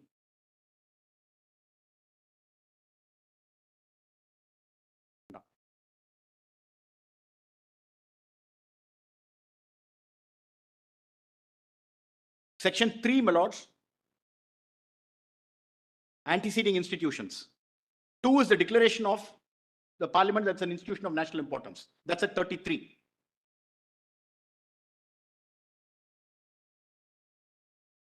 Section 4, it says all those anteceding institutions, they are named. And thereafter it says are hereby conglomerated and established as a body corporate under this act. My lords got that. Section 4. Section, page 33. The 3 is, my lords, the definitions. 3A, my lords, will see the anteceding institutions. And please come to 4 in the next page.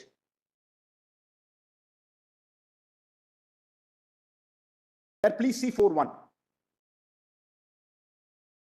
The anteceding institutions, namely so-and-so, so-and-so, so-and-so, are hereby conglomerated and established as a body corporate under this act, and on such incorporation be called the Institute of Teaching and Research in Ayurveda. What is the effect thereof? The effect thereof is those institutions are not extinguished or not. Why they still continue to exist? No, but on the contrary, my lords, what happens is those institutions become the Just one. What happens on amalgamation? amalgamation. There is a fusion of both entities in terms of company law. Similarly over here, these earlier institutions get submerged and become part of the main institute. There, the response is this, my lord. Yes, the legislation has, in this case, used the word dissolve, but the legislation could have realized we use the word wrongly, and let's change that word. No, there, in Just fact, like established also. no, in fact, in the case of AMU, the draft bill of 1911 used the expression amalgamation that was removed. That's the next point I wanted to highlight, my lords. Please see, compare. I've given a table of the 1911 draft and 2020 Act as ultimately, 1920 Act as ultimately made. Please come to page 5 of the same volume, 2P. Please look at that, my lords. There's a tabular column we have given.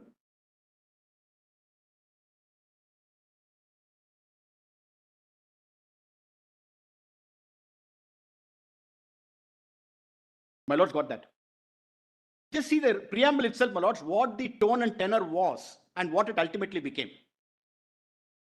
May I read that, my lords, for a minute? Yes. Where an institution, a page, my lords, of 5 of my submissions. The tabular statement is there on the screen now. Whereas an institution styled the Mohammedan Anglo-Oriental College was founded at Aligarh in the year 1875 by the Muslim community under the leadership of late so-and-so, with the special object of promoting the diffusion of Western science and literature and of training the character of the students by a scheme adopted to meet the special educational requirements of the community. And whereas from the beginning, the object of the founder and the Muslim community was to raise such a college to the status of a university. And whereas during the last 35 years of its existence, the college has very largely expanded and extended and expanded. And whereas a memorial has been presented to the government by the trustees and other representatives of the Muslim community praying for erection of a Muslim university at Aligarh and inviting attention to the advantages which a university of their own would confer on their community, to the inadequate representation within their community, etc., etc. So the entirety of that is referred to. And finally, it says, whereas it has been determined to establish a university at Aligarh. Now, please see the preamble actually enacted in the right-hand side column. Whereas it is expedient to establish and incorporate a teaching and residential Muslim university at Aligarh and to dissolve the societies registered under the Societies Act, which are respectively known as Mohammedan Anglo-Oriental College, Aligarh, and the Muslim University Association, and to transfer and invest in the university all properties and rights of their societies and of the Muslim University Foundation Committee. Then please come to that part about amalgamation and conglomeration. Page 9, my lords.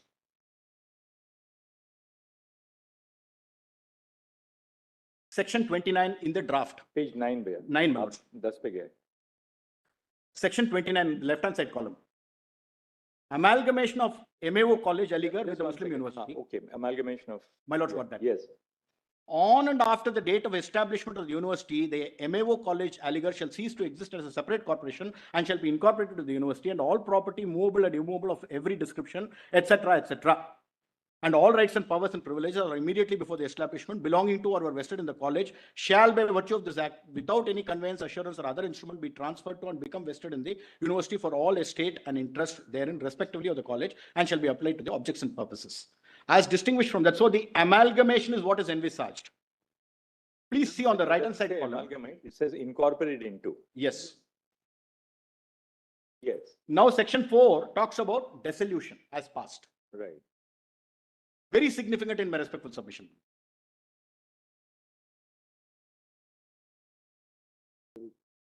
Explanation is in the margin.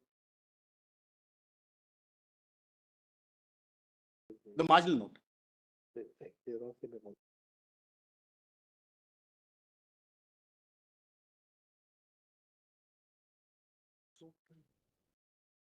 Two things, my lords, I'm left with now. Points 3 and 4. They are connected to each other. Proceeding on the basis, my lords, that a pre-constitution institution is also entitled to the benefit of reservation, minority protection under 30. Now, please also bear in mind, my lords, that this really stems out of a brief discussion in Kerala education, where a submission was made saying, while dealing with the Kerala Act, which was sent up to this court for advisory opinion on its validity, one of the arguments was that an institution to claim the protection of 30 should have been established after the constitution came into existence, amongst various other arguments.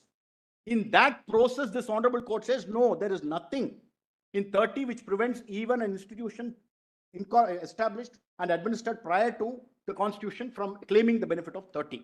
That's to be borne in mind, notes. Now, in my respectful submission, please look at it in two time frames. What was the status of the institution pre-constitution, when it was established and being administered? Second is at the commencement of the constitution and thereafter. Now, I am not going into the larger question, my lords, and without in any manner seeking to dilute what has been submitted by Mr. Rakesh Dwivedi, my lords, on whether at all they can claim to be a minority institution. Large submissions and material has been placed. While adopting that in the alternative, I'm submitting this. Two things will have to be established, my lords. That you were established and administered. I am proceeding on the assumption that it's a minority. And that therefore they can claim to come within the ambit of 30. That's why I'm saying it's in the alternative.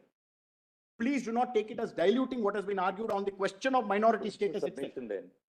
The submission is, you ought to have been established and administered prior to the constitution.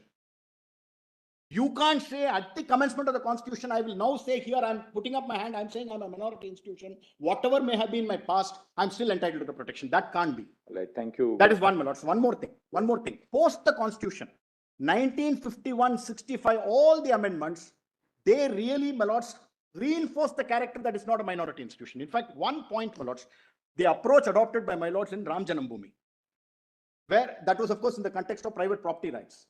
My lord said, you really look at it when old claims were being made, saying prior to 1800, prior to 1700, this claim was made, that claim was made, historical wrongs, etc.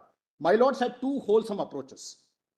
Whatever may have been recognized under the British rule and which is expressly accepted is all that can be claimed.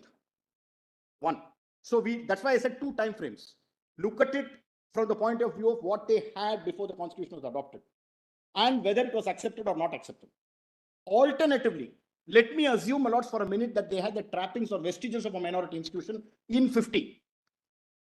I am saying, my lords, with the adoption of the constitution, the Indian Parliament had decided that it will not have even those vestiges of minority character by the 51 and 65 amendments, and thereafter. One important significant thing there, my lords, never ever was a square claim made for being a minority institution, except that skirmish, if I may put it that way, of 81 amendment. And thereafter, the 2005 proposal for giving 50% reservation. Not earlier, not after. That's a very, very important respectful point in my respectful submission, my lords. They never made a claim. Today, my lords are not looking at the validity of the 1920 Act. Will it be open to the university of all people to collaterally today argue saying, no, all this must be understood or to be held to be contrary to what is laid down by constitution benches in respect of 30? That can't be, my lords. The first ever explicit claim is 2005 when they said 50% seats for that community.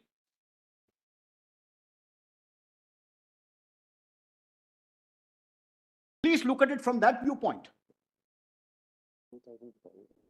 And post-constitution also, my lords have said in Ram Janam Bhoomi, it is for the new sovereign to decide how to treat a particular right.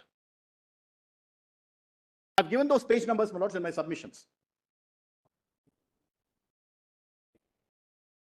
Volume 5D, my lords.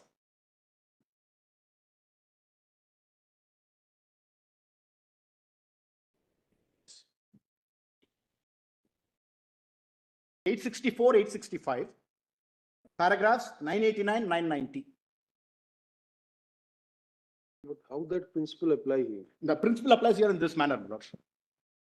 Prior to the adoption of the constitution, the imperial government never treated them as an institution which belongs to a particular community.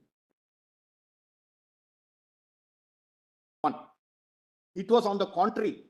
That's an argument from both sides, that status has to be determined first in 1920. Correct. And then it will have its reflection as on the date when constitution came into Exactly. effect in Article 30. That's right. And the second, therefore, 989, 990, my lords, and 997. My lords' decision in Ram Janam Bhoomi, where alternatively, my lords have also said, it is open to the new sovereign to either accept or not accept. Therefore, you look at it in any view of the matter. Look at it from the standpoint of what they had prior to 50. What the legislature, imperial legislature gave them or did not give them. Or assume for a minute they had some trappings at the commencement of the constitution. Entry 63 list 1, 51, 65, and the actual practice in the institution. 2005 is perhaps the first tangible claim of status. That point you have made. Thank you. Then, my lords, one last thing and then I'm done. I'm obliged, my lord, for a patient hearing. Their submission on 30, please have a look at Dr. Dhawan's submission. Just have a minute, my So lord. what's on the that. point that you're making? The point I'm making is this. The submission appears to proceed on the basis that it is enough if it is shown that it's the minority community which is involved. The establishment and administration are the consequences of that status. Please have a look at that formulation, my lords. In my respectful submission, it amounts to begging the question. Please look at it, my lords. It's a little important because one of the key ingredients of their attack on Aziz Basha is on that. Please have a look at that, my lords. Page, give me the page. 2A. 2A, my lords, page 73. Page 73, 2A, my lords. 1A, yeah. 1A, I'm sorry. 1A.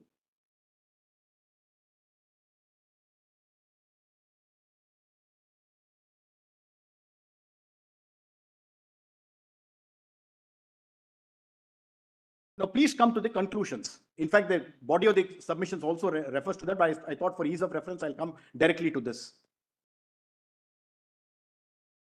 73, the conclusions. Aziz Basha, my lords got that, is internally contradictory in its reasoning on facts and law. 9.2, Aziz Basha failed to recognize that the word establish and administer are not preconditions to define a minority. I read their institution, it's not found there, my lords. Otherwise, it won't be complete. Preconditions to define a minority, but the consequential rights that flow from such recognition. The ingredients of the right that flow from 30 have been stated by TMA Pai at para 50 and other decisions.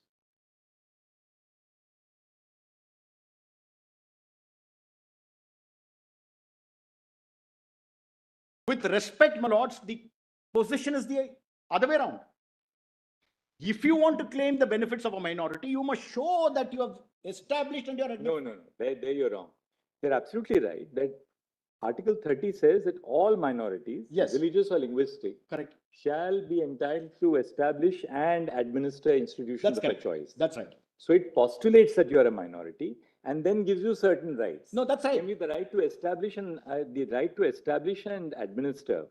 Therefore, their formulation that establishment and administration are concomitant rights once you are a minority is correct. It's on the basis of plain language of article. No, I'm saying the submission appears to be that if you show that you are a minority, then establishing an administration is really something which comes thereafter. No, on the contrary, my lords, even if you are a minority and you have been involved with an institution, you have to show that you have established it and you have been administering it.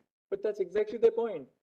That you cannot claim the benefit of Article 30 in respect of an institution if you have not established it and you're not administering it. No, this is apart from, my lords, they But are. it surely doesn't, whether you have established or administered an institution does not define as to whether you're a minority. No, not in that sense. I quite see that, my lords. I quite see that. So therefore, this is plainly a clear construction of Article 30 as it stands. Very well, my lords. On that point, I have made some submissions. Please have a look at my written submissions on that, my lords. Thank you, Mr. One last thing, my lords, and then I'm really done. I've been For mentioning all intents and the purposes. last submission of Guru. Please see the 2006 Central Act providing reservations for SCBCs and SCs and STs.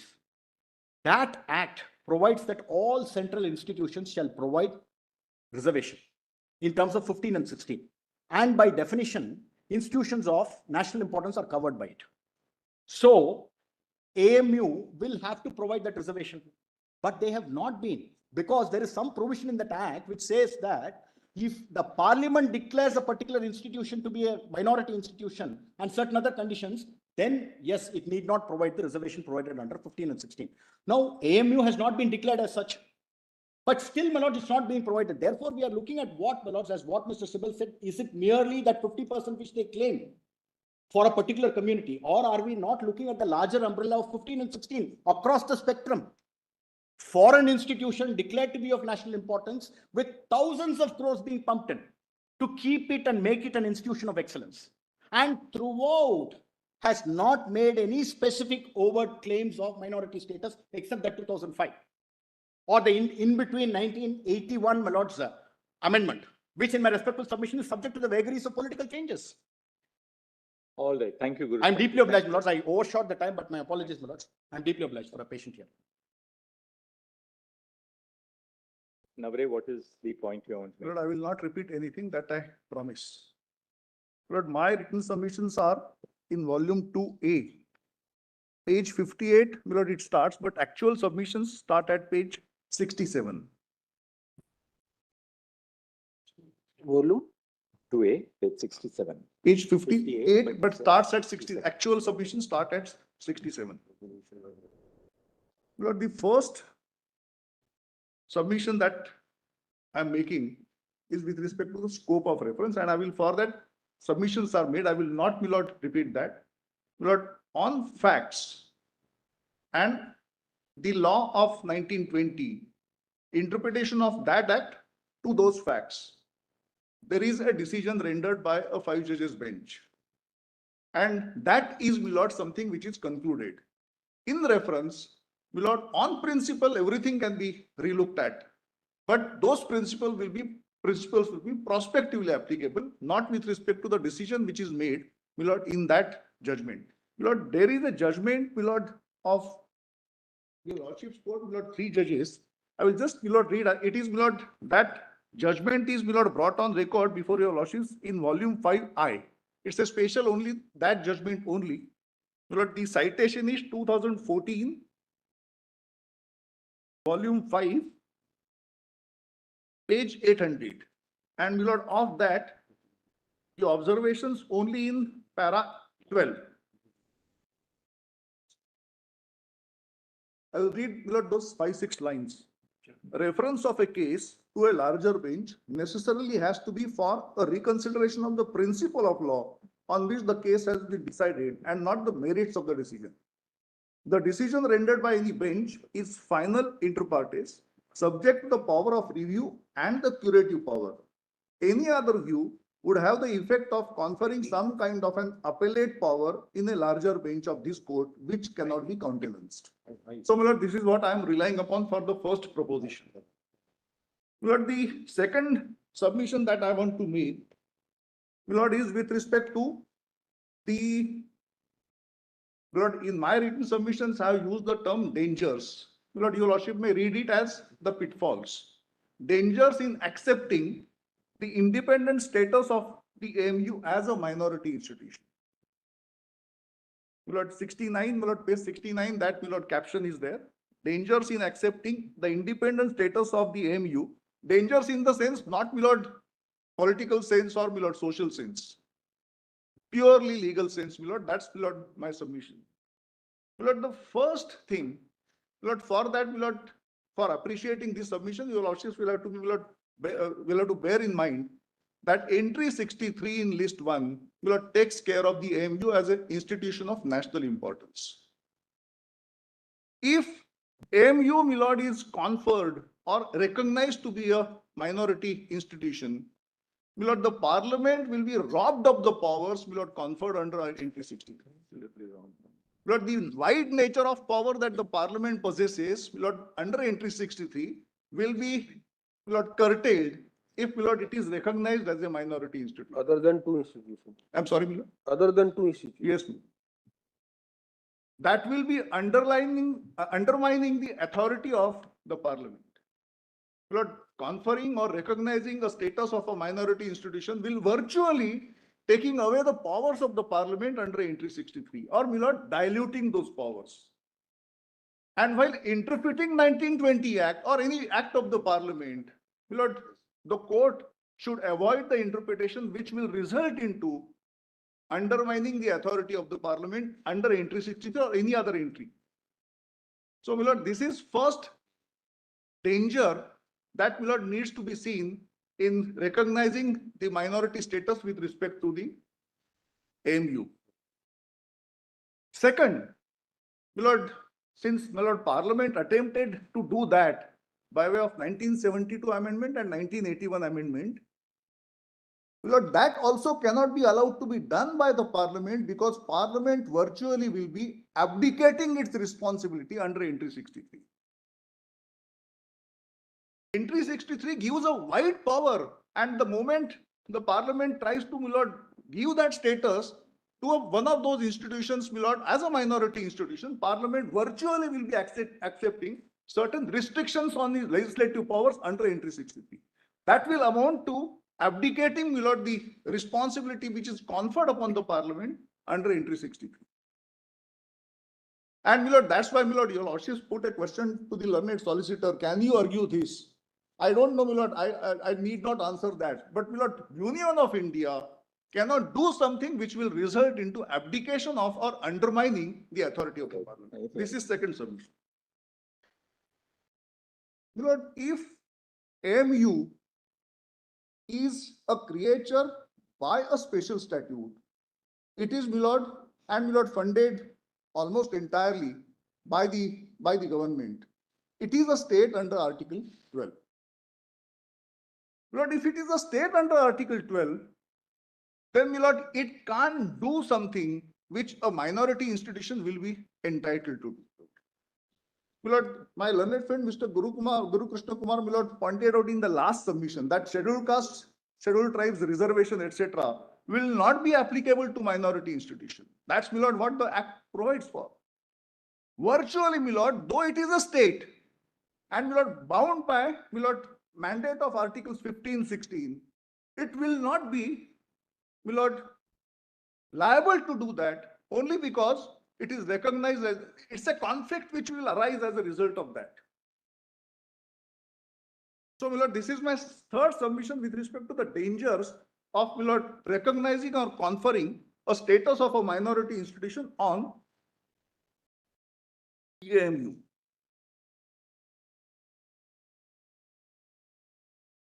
Lord, there is one aspect which is covered. I will just put that the caption, and that caption that, my lord, there is a fundamental difference in created under the law and created by a special law. I have, my lord, analyzed that in my reason. I will not repeat that.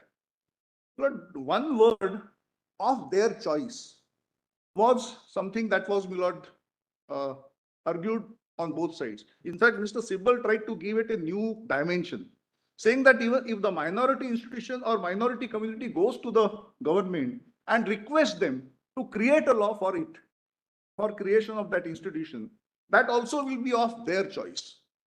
But my submission on this of their choice still adds a new dimension to it.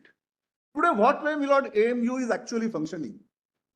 Parliament has provided for everything. Court, Executive Council, Academic Council, statutes, how to be framed, what will be governed by the statute. Statutes governs, my lord, and ordinances governs even the control of examinations, even the awarding of degrees, appointment of professors, etc. It is, my lord, the choice of the Parliament. It is not any community, some different entity which is taking a decision. How do I administer it? But it is the wisdom, discretion, and the decision of the Parliament which controls everything. So, my lord, of their choice, in this case, it's only the choice. Therefore, I said discretion, wisdom, and the decision of the Parliament, which actually, my lord, is the manner in which the institution is run. So, my lord, this is of their choice, my lord, therefore, will not be available in case of an institution like AMU, which is a creature under the statute. My lord, this aspect also is covered. I will just paraphrasing it, and I will just, my lord, not repeat that. That, my lord, the institution is, the earlier institutions, MAO, etc., are dissolved, and new institution is entities. My lord, I am putting it, the Act of 1920 achieved twin purposes. And, my lord, I am putting it, paraphrasing it, once for all. Once for all in the sense that has happened.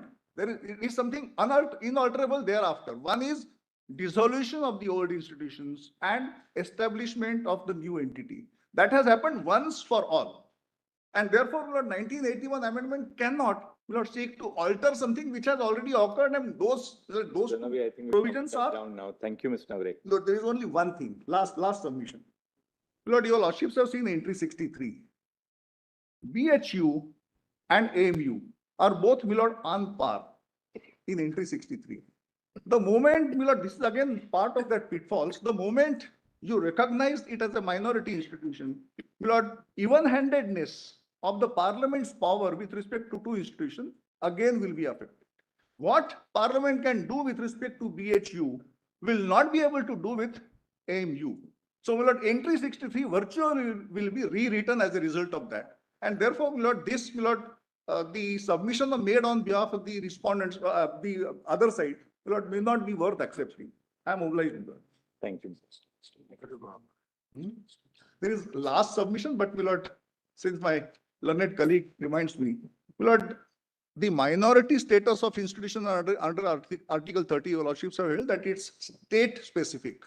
But if AMU is established by the parliament, treated as minority institution, what do we do with respect to its campus, my lord, on the Jammu and Kashmir? Well, that's the question which may arise. And therefore, my lord, that also is the conflict which may arise. Too short. Yes, Mr. Banerjee.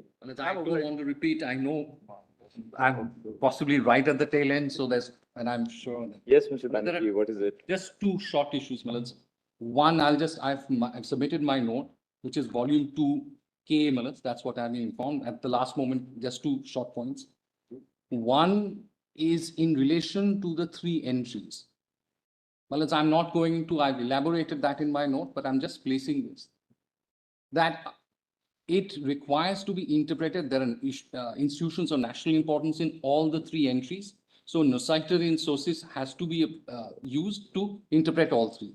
And Malats, in relation to the first half, and Malats, what has not been cited is, Malats, I have quoted some of the extracts, Malats, of Baba Saheb Ambedkar as well as Sardar Patel saying that minority protection, what is the intention of 29 and 30? And Malats, I've quoted Bal Patil, which does not seem to have been cited, Malats. The Jain institutions claim under. Not only that, Malats, Jain institutions, but what Bal Patil actually does is addresses the question of minority.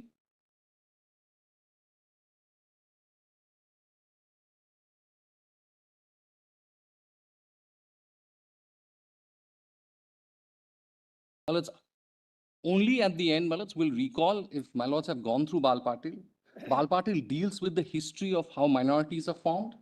And it mentions in paragraph 33 specifically that the intention of the protection of 29 and 30 is a temporary way to ensure that the minorities finally disappear into the majority. So it's not to have a construction which will perpetuate minorities.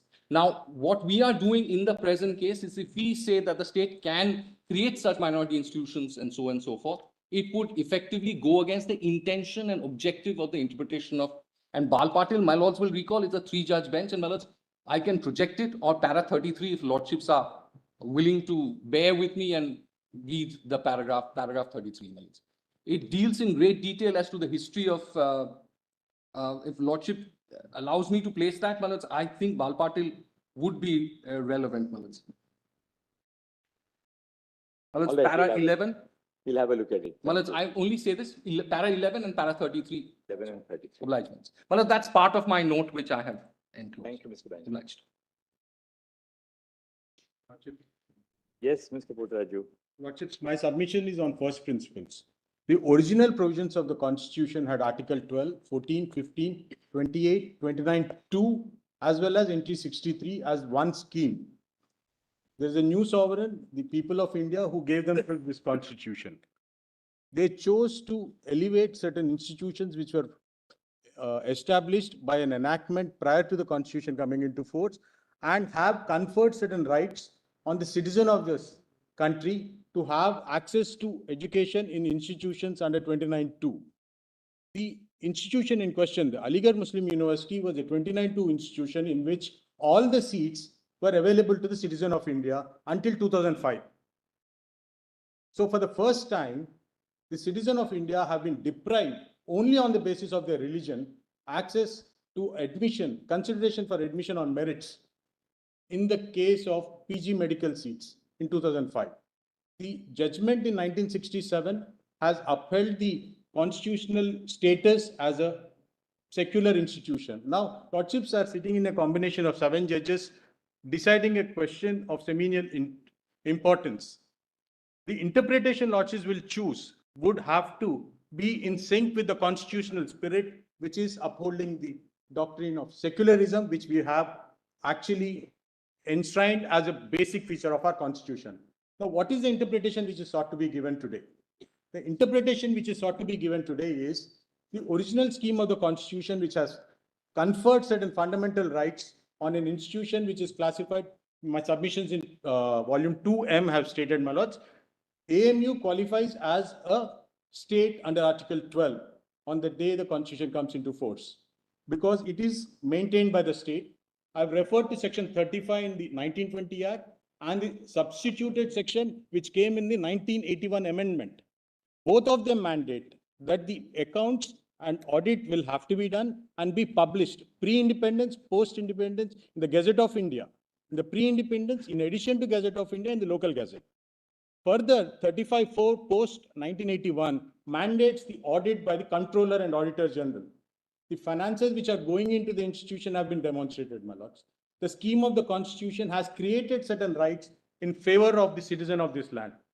Now, those rights are now being diverted or being actually taken away by a parliamentary legislation which does not seek to even refer to the judgment of the Constitution bench, much less refer to entry 63 status. With great respect, my lords, entry 63 is a status conferred on an institution, not merely a origin or a establishment of a new institution. The historical background has been set out, my lords, by Mr. Ragesh Dwivedi, Learned Senior Counsel. The background of 1916, 1920 is where we moved to a secular constitution in 1950.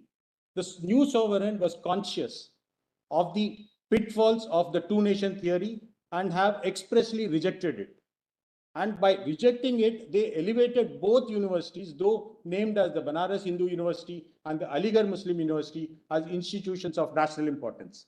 Once they elevate it, some purport has to be given to that status being conferred under the original constitution, my lords. The third point that I would like to make, my lords, is that an institution of this significance, once it is an Article 12 state, it ceases to be an Article 31 minority institution on the commencement of the constitution, because there cannot be a situation where it could have been an instrumentality of state or otherwise, but this is an institution which existed on the day when the constitution has come into force. So therefore, it becomes a state on the date when the constitution comes, and it becomes Article 12. So 31 is not available to this institution, my lords. And AMU, as a creation of the statute, through its registrar, who's also a creation of the statute, cannot actually question the constitutional status of the university, which itself is a part of the original constitution. The stream cannot question the source, is my respectful submission. Thank you, Mr. I'm grateful. Yes, Ms. Sachana Dave. Wait, please, Manoj. Well, it's taking the point further. I don't want to repeat myself because already much has been said on this side. But Manods were particularly asking about the legislative debates. And I could find one paragraph which I would just read. That's in volume 4H and page 14. I can just read it, my lord. Just a second. Sorry. Let's where Volume 4H. 4H, page 14. Just They are talking about the national character. Just 1 second. Yes.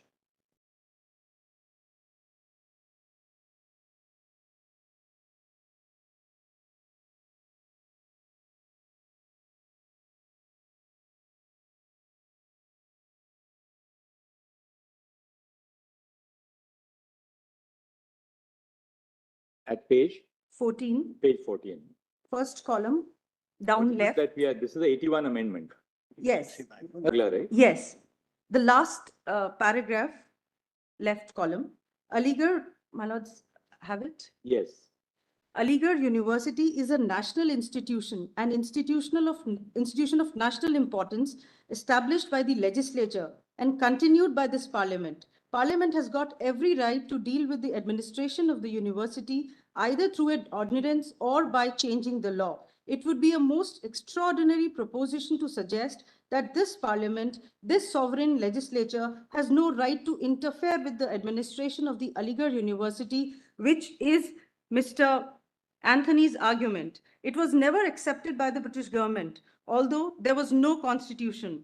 And even in those days, if you look at the dispatches, I have gone through the history of this when the Governor General sent the dispatch to the Secretary of State suggesting the starting of the Aligarh University. It was made incumbent that the doors of the university shall be open to persons of all castes and communities. Even that British government would not permit a university to be set up to be financed by Indian money, which would be communal in its character. But as I said, they did not make this concession about this court, which we could not keep up because of our constitution. So, my lords, taking this further, this is with regard to the national importance, the national institution. Also, my lords, if I can say, the judgment in Aziz Basha is for a standalone institution. If I can say, this is a judgment in personam. What it is deciding is the character of the university, AMU University, as a standalone university. Both BHU and AMU are on a similar footing. I also want to read page 12, Archana, Yes, my lords. column 2. Yes, my lords. That is again Mr. Chagla's speech. Yes. Just read from the right that is conferred. The right that is conferred upon minorities, it is important to note, is to establish and administer educational institutions of their choice. My submission to this House is that Aligarh University has neither been established nor is it being administered by the Muslim community. It is not a minority institution in the sense in which Mr. Anthony suggests. I will give him the reasons. You had first the Muslim College, which was founded by Sir Syed Ahmad. Sir Syed Ahmad asked the British government of those days to establish a university, and the British government in 1920 passed the Act of 1920. The legislature of those days passed that act and established the university. Therefore, the establishment of the institution was by legislature and not by the community. Whatever might have been the origin of the Aligarh University itself was established by the legislature. Then came the Constitution. Then in 1951, the amending act made certain alterations. In our own Constitution, in the Union List entry 63, it is provided that central universities and other institutions of national importance can be legislated upon the Parliament. Now, I cannot understand how it can be said that the administration is in the hands of the minorities. The administration of the university depends upon the law. During British times, it depended upon this act. After independence, it depends upon the act as had been amended by Parliament. Does Mr. Anthony suggest that it is open to the Aligarh Muslim University or the Muslim community to change the administration of the university even to the slightest degree and go contrary to what Parliament has laid down? If the minority had the right to administer the Aligarh University, then it can have any administration it liked. It can change the administration and it can close down the university. It can change the constitution of the court or the executive council. Can it do so? Even the constitution of the court, of the executive council, and of the academic council is regulated not by the minority committee, but by the parliament. There is another aspect of the matter which Mr. Anthony has completely forgotten. He has attached great importance to the fact that under the Act of 1920, the British government, as a concession, said that the court shall consist wholly of Muslims. Now, everybody know that the university is administered by the Executive Council and not by the court. The court, of course, is the supreme authority, and it is like a showpiece. It meets once a year.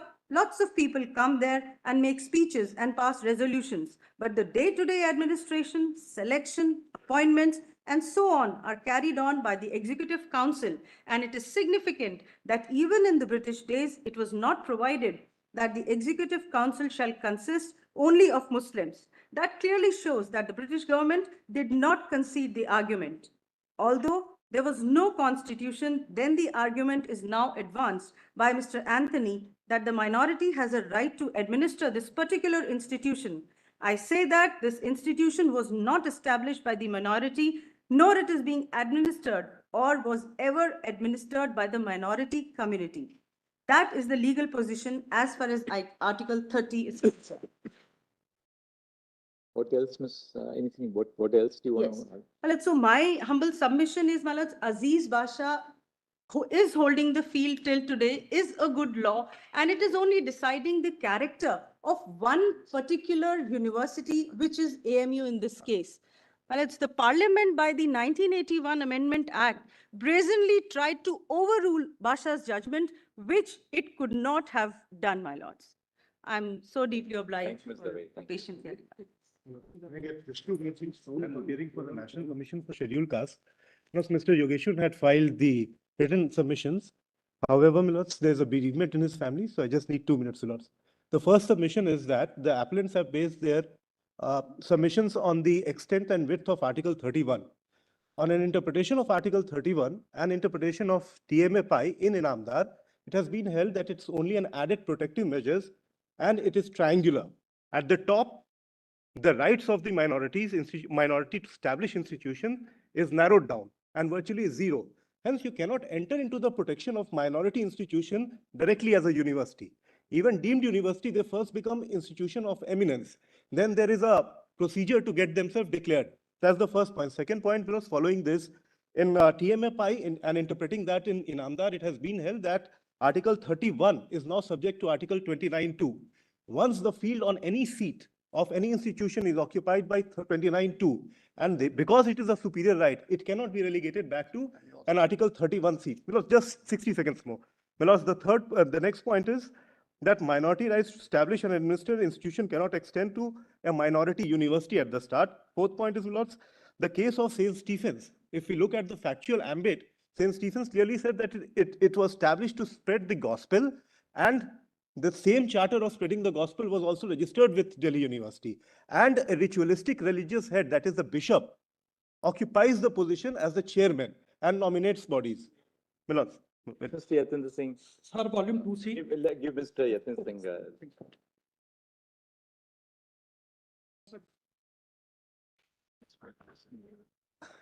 Your Lordships granted me 5 minutes. Probably I cannot finish in 5 minutes. Tell us what the point is. Of course, we'll hear. Yeah. Please inform me when the 4 minutes are over. 1 minute time, I want to tell your Lordships something which probably even they don't know about their own university. And there's a one particular case. Why didn't we begin with that then? My lords, I'm sorry. Lord, I have 5 submissions to make. Yes, Mr. Yatindra. And Lord, I will argue the traditional way. Lord, I will feel more comfortable. Just pass on. This doesn't contain any of the annexures, only my written submissions. There are 7 submissions. Submission number 1 is,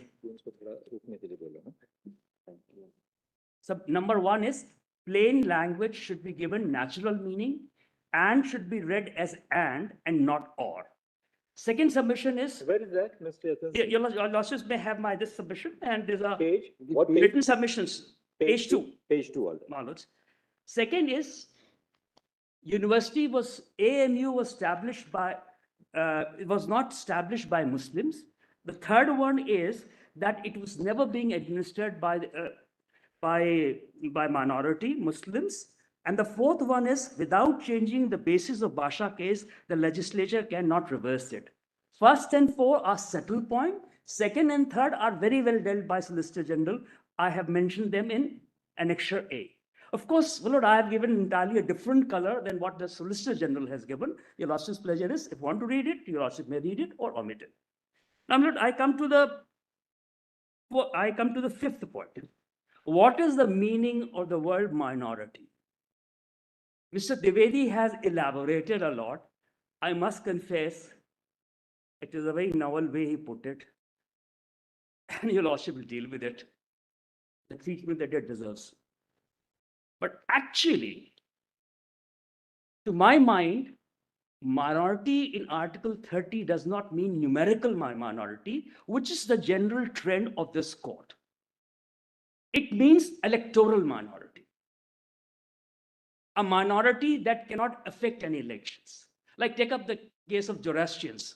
But it will vary from constituency to constituency. There may be some constituencies where you can certainly affect the elections. But Lord, your Lordship, So do you look at it at the whole statewide level, the your Lordship will just permit me to just complete this point, then ask. Otherwise, I just want to finish within 5 minutes. Yes, I want to finish it. yes. We'll continue after lunch.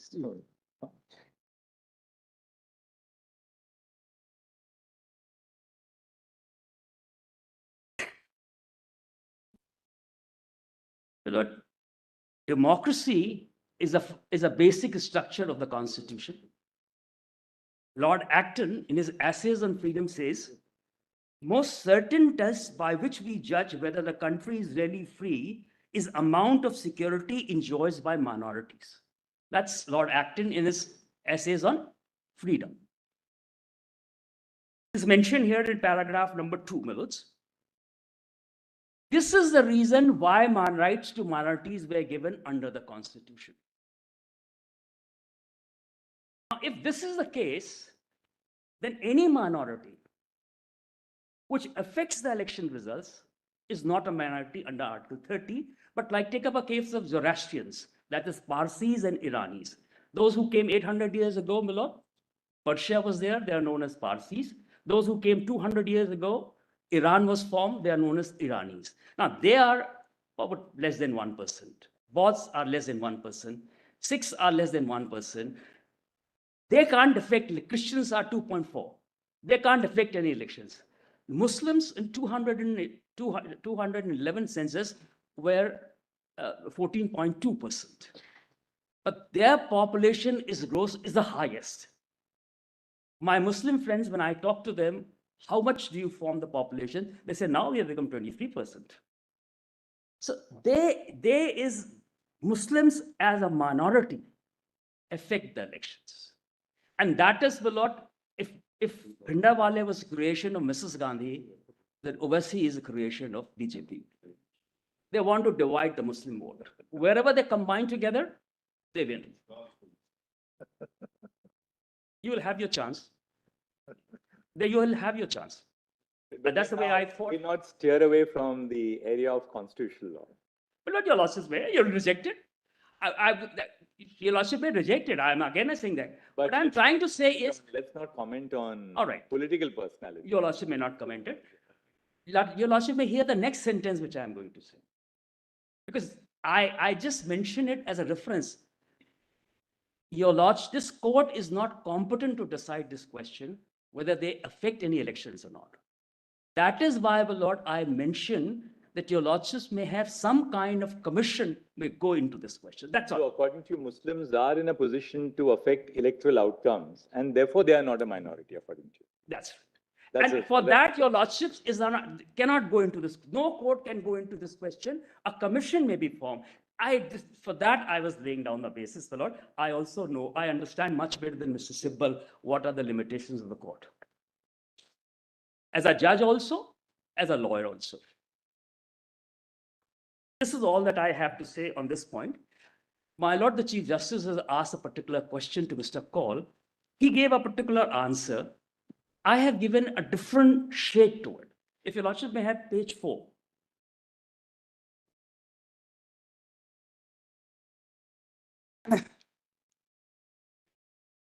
Paragraph 4. I'll just read it.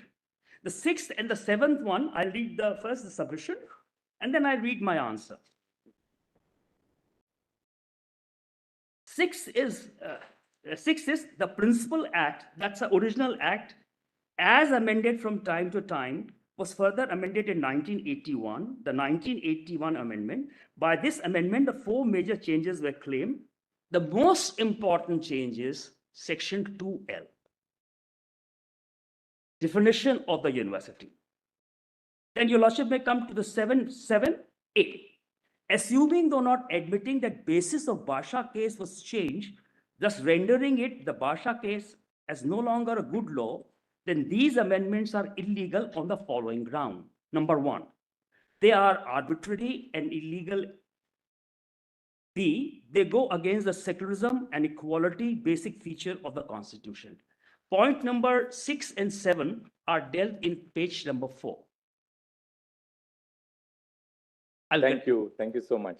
Now, I'll just take 2 minutes more. Just let me complete. Yes, certainly. Tell us, we will hear it for a minute. Sure. I'd like to read this particular point. Please. Sure, you can read it.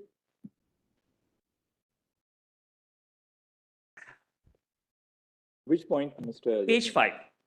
In the page, no, page 4. Page 4. Look, I'll take 5 minutes more in case your lordship can give me just 5 minutes more after the. All right. Seeking 5 minutes, then we'll take on reading it. Yes. 6 and 7. Yes. In Basha case, it was held that AMU was established by the Principal Act. Kindly see the second submission on Annexure A. This finding cannot be reversed unless the basis is changed. This can only happen if the status quo ante or the way the things were before the Principal Act came into existence happened. In other words, the Principal Act is repealed and administration as well as properties are reverted back to MAO. Declaration in section 2L, broadly providing the university to mean educational institution of their choice established by Muslim, is not inserted with retrospective effect and is pure fiction. As in Haddock and Haddock, that's a dissenting opinion of Justice Holmes, which later on became the majority opinion. Fiction always is a poor ground for changing substantial rights. It's a dissenting opinion, but some words of wisdom. Then you'll also come to next page. There is no change in the basis for decision in the Basha case. The legislature cannot reverse it. Section 2L providing artificial definition to the word university is arbitrary.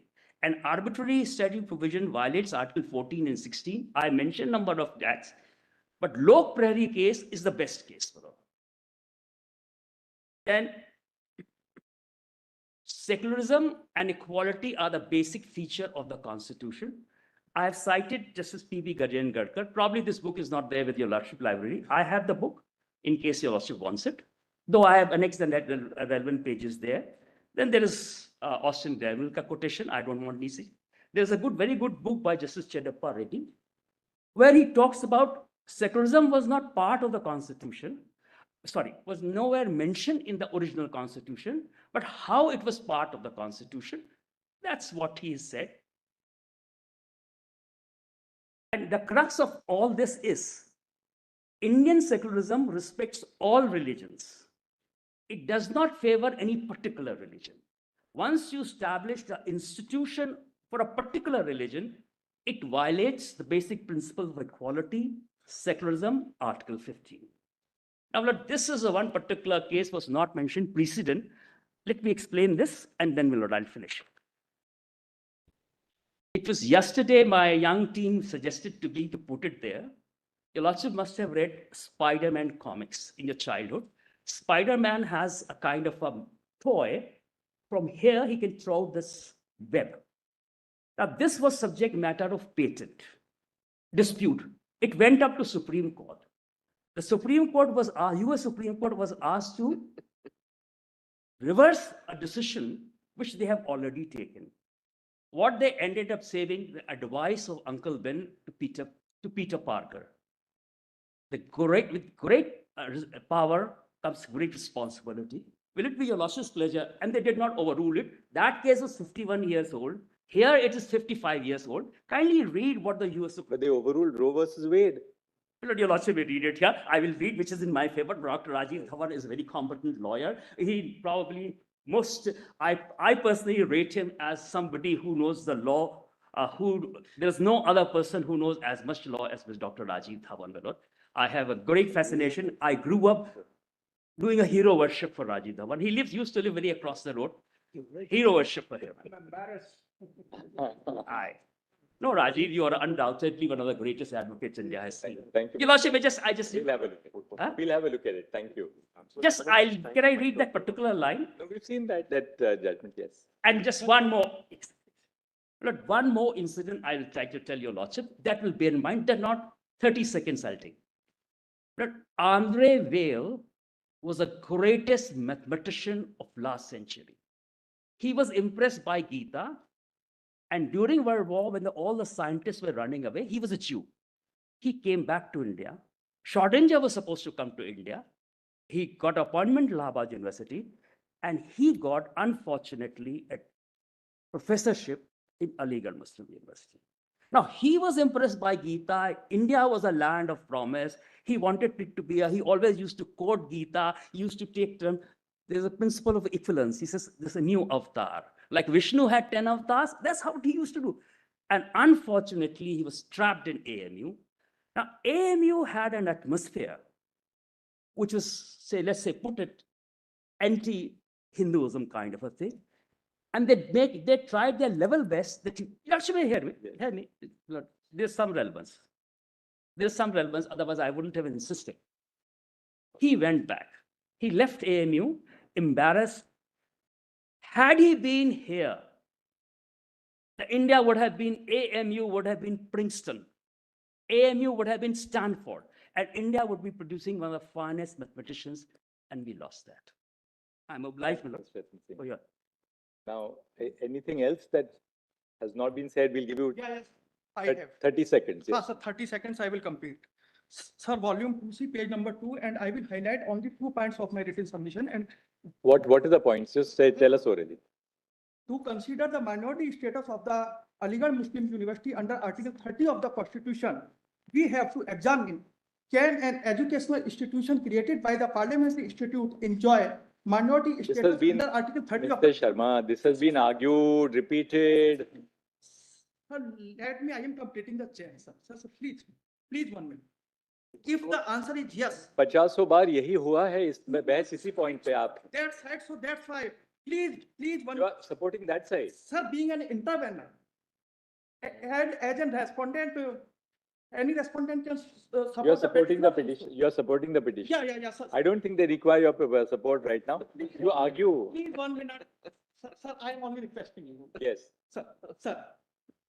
Then there can be 2 ways. If an educational institution has been established for minorities under the Act, it should be declared a parameter for granting it minority status under Article 30 of the Constitution. If the spirit of creating educational institution by the Parliamentary Institute is for minority, it can also enjoy minority status under Article 30 of the Constitution. Okay. Now, the Aligarh Muslim University is the well-established fact is created by the AMU Act 1920 and passed by the Imperial Legislature. Let me say, when they used the word Muslim in the AMU Act 1920. Secondly, Mr. Surendra Banerjee was allowed to speak in that time in the debate as the representative of the Hindu community, and he praised and supported the bill. And also that time Governor General congratulated the Muslim community. Clearly the spirit of the act was in the favor of Lordship, I am representing respondent number 10 and 11. Original writ So that's why. fought for the reservation when the reservation was sought to impose Right. by the ME.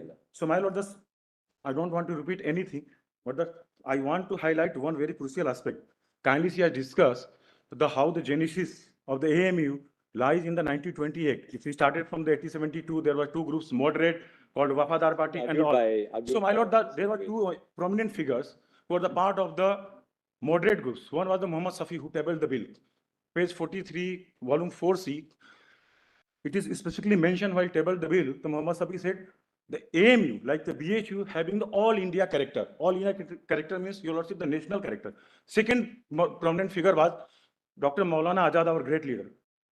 He was present in the 1920, along with the Muhammad Safi, that group. Another group, of course, did not agree, and they started the Jamia. They passed the resolution Jamia in the Aligarh itself. They started classes there by occupying some of the classroom, and thereafter shifted to the Delhi, your lordship.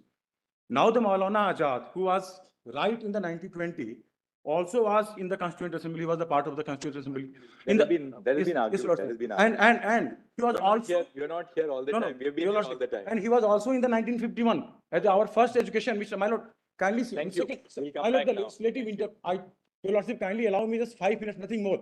This side now. This Upon you now. Your lordship.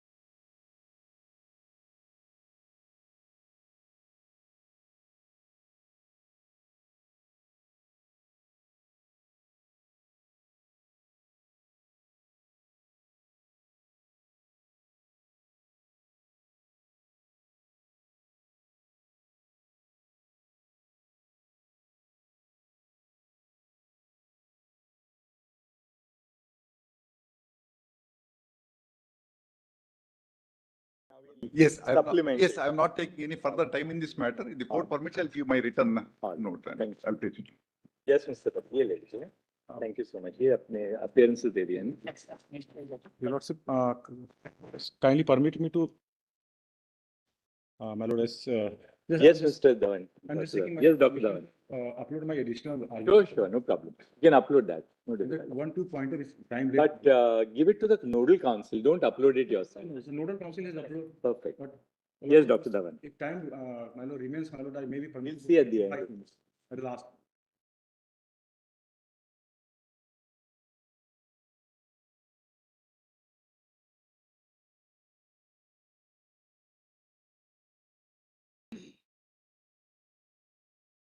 Yes, Doctor. But on a point of levity, my Lord.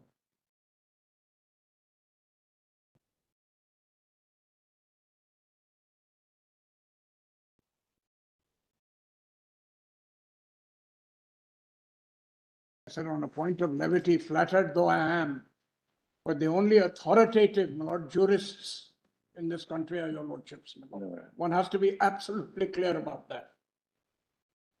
I want to apologize to your lordships. This my was a Lord. little bit of good neighborly behavior coming in from Aligarh. See, sir. My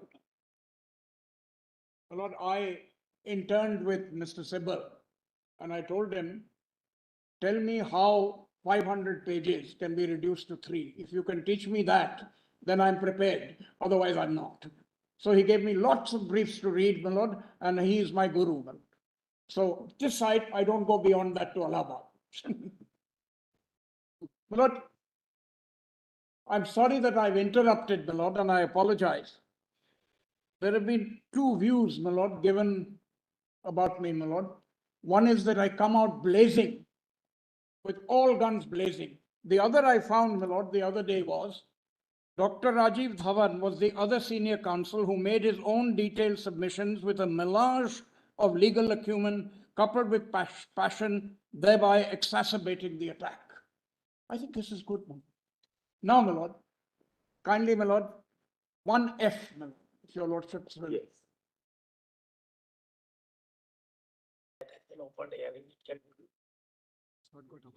Excellent. Okay. Upload nahi hua.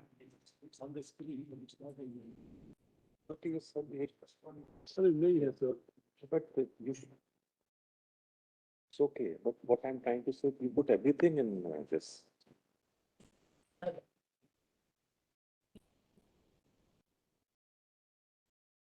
Is it uploaded, my Lord? Yes. Lord, in my reply, there are some questions that fell from your lordships, my Lord. The question of indicia, for example, fell from your lordships.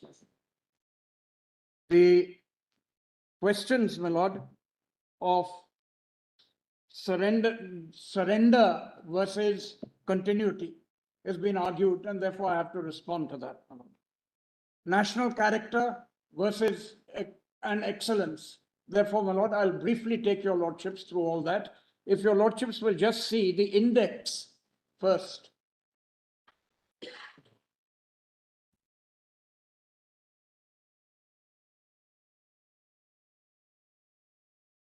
This, my Lord, is a mixture of what they have argued that I have to respond to, and some of the points, my Lord, raised by your lordships. Now, my Lord, much has been said about the scope of reference, and it has been argued that your lordships are just to answer the unanswered question in TMA Pi. My submission on page, is it, what would be the PDF? Page 2, my Lord, is that the reference in this case, not having been delineated by the court, has to be abstracted, my Lord, from the 81 reference, my Lord, and more importantly, it has to be abstracted, my Lord, from the 2019 reference. Now, my Lord, on page 2, in 1.2, I say the reference is not on a single AC. And then, my Lord, in 1.3, I've indicated what can be gleaned from the reference, my Lord, in 2019. So the first point is, was Bhasha correctly decided? Does it suffer from internal contradictions and reasoning on facts and law? Aziz Bhasha is squarely raised, I won't read the reference again, my lord, is squarely raised as a point of reference, my lord. Aziz Bhasha needs to be reconsidered in the light of earlier and subsequent decisions, my lord, that we have argued earlier. I won't labor it. The effect of Aziz Bhasha on the future decisions of the Allahabad High Court, which applies Aziz Bhasha completely and strikes down the statutory character to the 1922 Act through the 1981 amendment. Is it a usurpation of judicial power? I don't think I need to labor too much on this, my lord, because it's in my original written submission, my lord, with the various case laws that support it. Then, my lord, what is the effect of the National Commission for Minority Educational Studies? Now, the important point there, my lord, is it recognizes the rights of minority under Section 10, which I'll elaborate later. And finally, was Aziz Bhasha correct in accepting the antecedent historical data on AMU's Muslim character, but denying it constitutional significance while deciding the issue of minority status? And my lord, this is at variance with various decisions, and therefore it has been argued that in actual fact, the question, my lord, of antecedent data from their side has been argued, my lord, on the negotiations. We have said that, on the other hand, negotiations plus, my lord, the movement that started. In my respectful submission, reference to Macaulay in 1837, my lord, or even the Woods letter is irrelevant. What is relevant, my lord, is the 1904. That is what is relevant. That was a template that was indicated, and Banaras Hindu University and AMU are the exceptions to that template, and that has to be recognized. Then, my lord, I move on, my lord, that it's a question of appeal, my lord, on whether Aziz Bhasha, we've raised these questions relating to Aziz Bhasha, my lord, and therefore to say that Aziz Bhasha is not an issue, my lord, would be entirely incorrect. I won't go more than that, my lord, on this. My lord, the cross-reference of the appeal is CA 2286, questions 10, 13, and 14. This is squarely raised before your lordships, and there is no point taking a narrow interpretation that all that has been decided by your lordships is the unanswered 3A. This is broadly speaking on the reference, my lord. The reference is not singular, but the reference is multiple, and a mere reading of the 2019 reference will illustrate the various points I've indicated there. Now, my lords, I then want to go into the question, and the way I formulated it is minority rights before and after the adoption of the Indian Constitution. The reason why I say before, my lord, the 1909 Act recognizes the minority character of Muslims. In an electoral context, no doubt, but definitely the question of what constitutes a minority before the Constitution is squarely raised, my lord, in the 1909 Act, in the 1919 Act, and in the Government of India Act. Later on, my lord, one other minority is added, that is Sikhs. Therefore, minority status, my lord, is something that was known before the Constitution. It isn't a question that arises only after the Constitution. Certainly, my lord, the courts were aware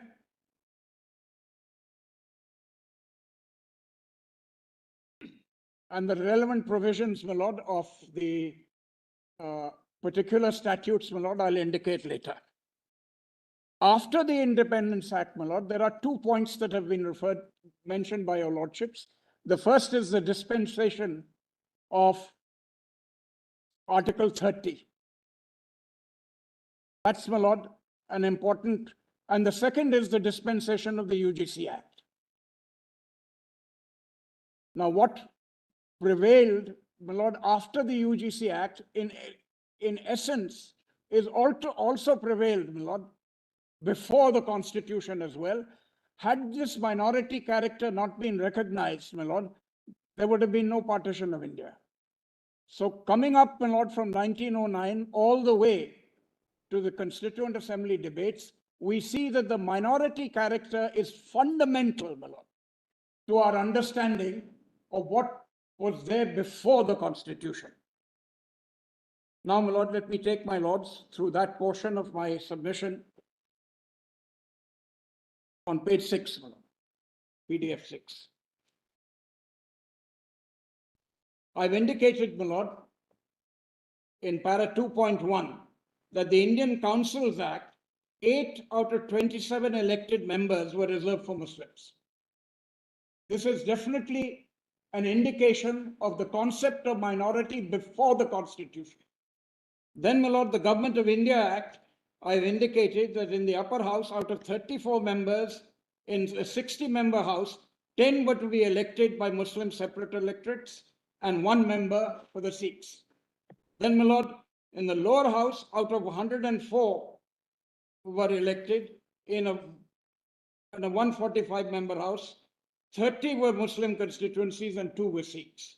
And then, my lord, the Government of India Act, the upper house out of 156 in a house of 260, that's 104 to the rulers of the Indian states, 104 were given, my lord, to the general electorates, 49 for Muslims, 6 for SC, and 4 for Sikhs, 6 for women, and 2 for Christians. Then finally, my lord, in the Federal Assembly, out of 250 seats, out of 375, Muslims got 82 seats, 24, my lord, at that time, and obtained nearly 30% of the 33% of the seats. The point I'm indicating to your lordships, my lord, when Nehru was asked in July 1946, will you yield the question of political representation? And he said, we'll do nothing of the sort. And that is the turn that takes place, which leads to partition. So the issue was fairly and squarely there. After the Constitution, your lordships will just have a look, my lord, at 2.2 on page PDF 7. On the positive side, my lord, 25 to 28 guarantees, including freedom of conscience, right to freely practice, profess a religion, right to establish charitable institutions, and non-interference in religious affairs or imparting religious instructions. Your lordships had mentioned 29.2. The reconciliation between 29.2 and 31 is you can't discriminate to the other people. That's 29.2. But you can discriminate under 30 for your own people. Then, my lord, on the negative side, my lord, I want to mention the importance of 2 aspects. The non-discrimination aspect is one aspect. And, my lord, the positive part is Article 30 or 25 to 28. So I've indicated that Articles 15.1 and 16.2 are the negative part, dealing with discrimination. You cannot discriminate on grounds of religion. But Article 15.5 and 15.6 is important. I'll just read that portion out. 15.5, my lord, ends with the underlying portion, other than the minority educational institutions referred to in clause 1 of Article 30. So, my lord, this exception is an important exception. Therefore, not only do you get constitutional recognition, you also get statutory recognition. And likewise, my lord, 15.6 on PDF 8, it says other than minority educational institutions referred to in clause 1 of Article 30. So, my lord, statutory recognition is given as far as Article 30 is concerned, as far as 15.5 and 15.6 are concerned, my lord. And constitutional recognition, of course, is there in Article 30 and 26. Parliament has accepted that minorities have a right to establish and administer a university by virtue of the National Commission of Minorities Act. The definition, my lord, in the National Commission of Minorities Act is inclusive. And then, my lord, after the amendment that was made, it includes universities. 10A, my lord, says a minority educational institution may seek affiliation to any university of its choice, subject to such affiliation being permissible within the act under which the said university is established. When we come, my lord, to the other statutory recognition, Pramati, at 2.4a, we, however, hold that the 2009 Act, insofar as it applies to minority schools, aided or unaided, is covered by Clause 1 of Article 30. Pramati arose in this way, my lord, whether certain aspects applied to the minority or not. And Pramati was absolutely clear it does apply to the minority as well. Then, my lord, the Central Educational Institution Reservation of in Admissions Act like 2002, which also provides for reservations in higher educational institutions. And an exception is carved out, my lord, once again for minorities. So I'm looking at present, my lord, in the constitutional dispensation and also, my lord, in the statutory dispensation. That is the voice of Parliament clearly saying that minorities are accepted in 15.5, 15.6 and the various statutes. Now, my lord, the concept of minority goes to the root of minority protection under the Indian Constitution, which has been recognized as a basic feature of the Constitution and its secular framework.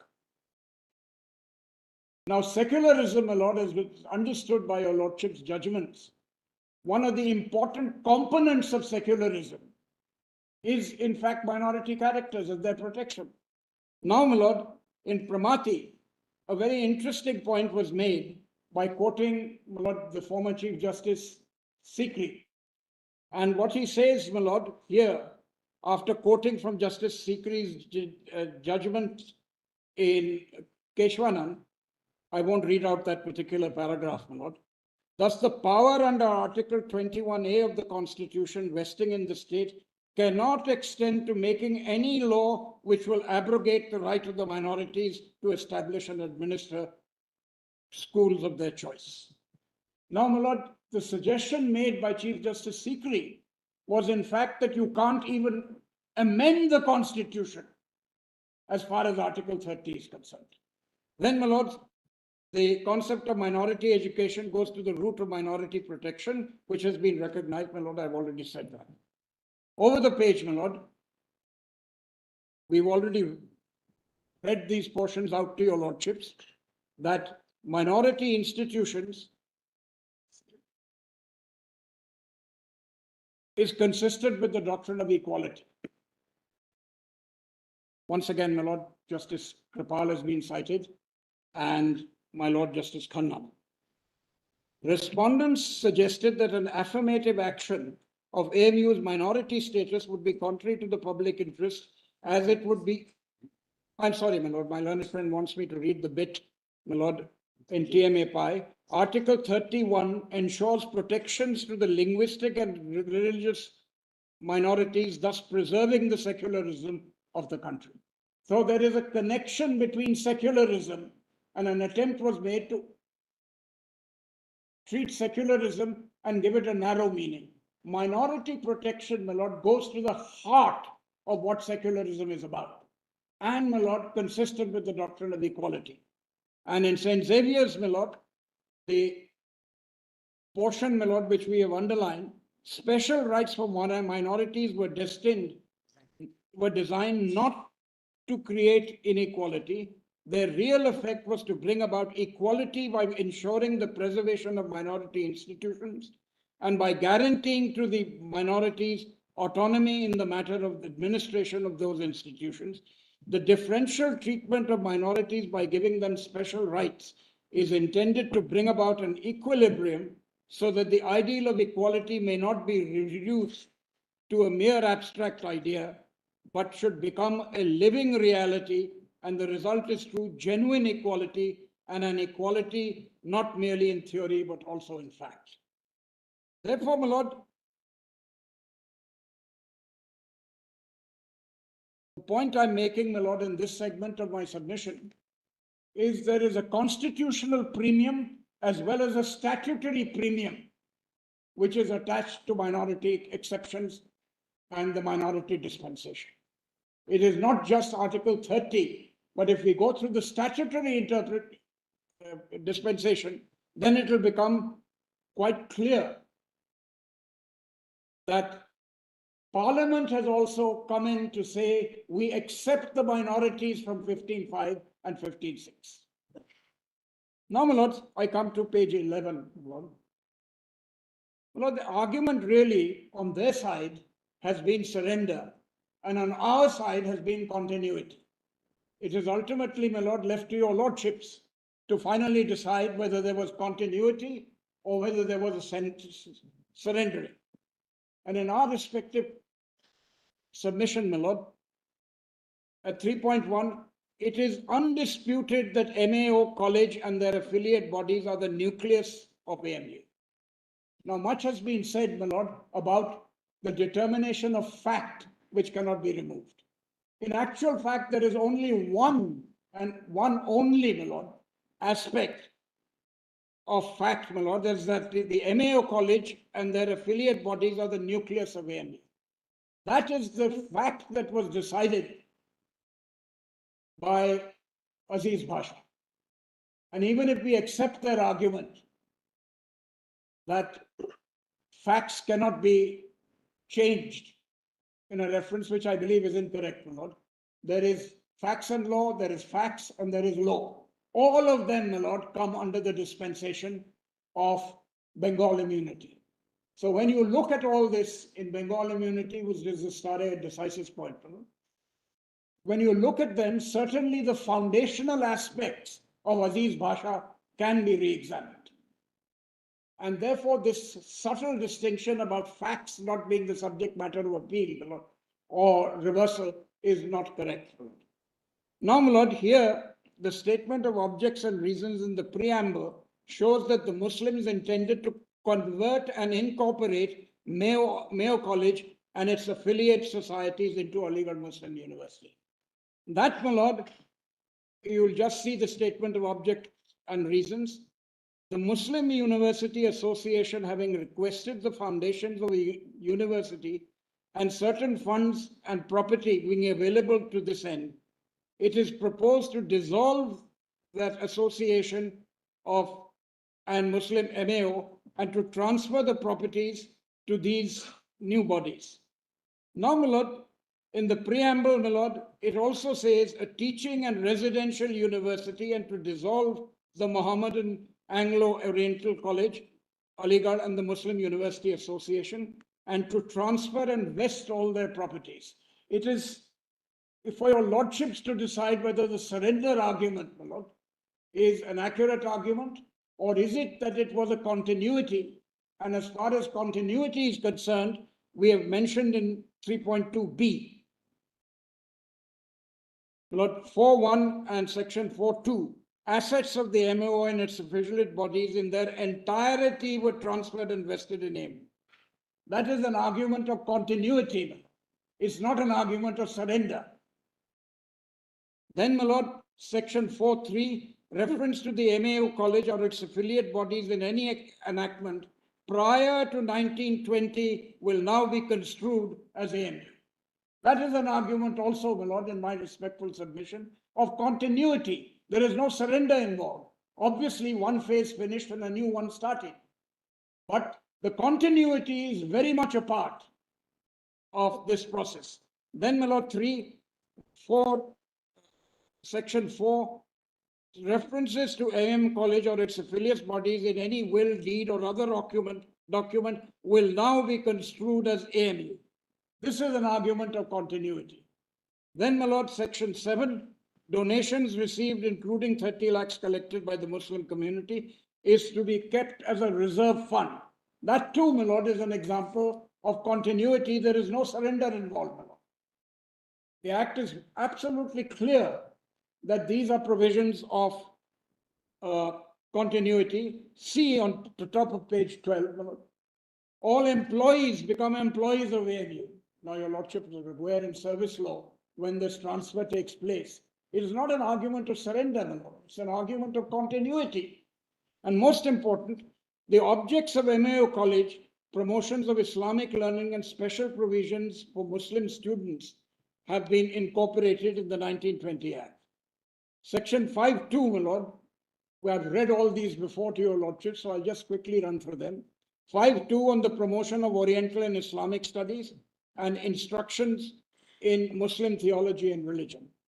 5.12, furtherance of art, science, and other branches of learning, including professional studies in technology, Islamic learning, and Muslim theology.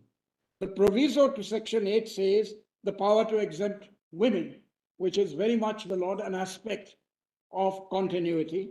Section 9, compulsory instruction in Muslim religion for Muslim students. And then, my lord, this of course was later on deleted. Establish intermediate colleges and schools within the vicinity of MA College and provide instruction in the Muslim religion and theology. This is precisely what was taking place, my lord, before the 1920 Act. Then, my lord, 27J can make statutes for the instruction of Muslim students in Muslim religion and theology. This too, my lord, is a continuation from the spirit of MAO. Then, my lord, the 1920 Act ensures complete non-interference in matters affecting religion or religious instruction. For instance, the proviso to Section 28 provides that the instruction of Muslim students in the Muslim religion and theology did not require submission and approval that was ordinarily applicable under Section 28. Then, my lord, students, and this is the most important example, my lord, of continuity, that existing students in the MAO College would become the responsibility of AMU, including provisions of instructions as per the prospectus of Allahabad University. So now this can only be an argument of continuity. It cannot be an argument of surrender.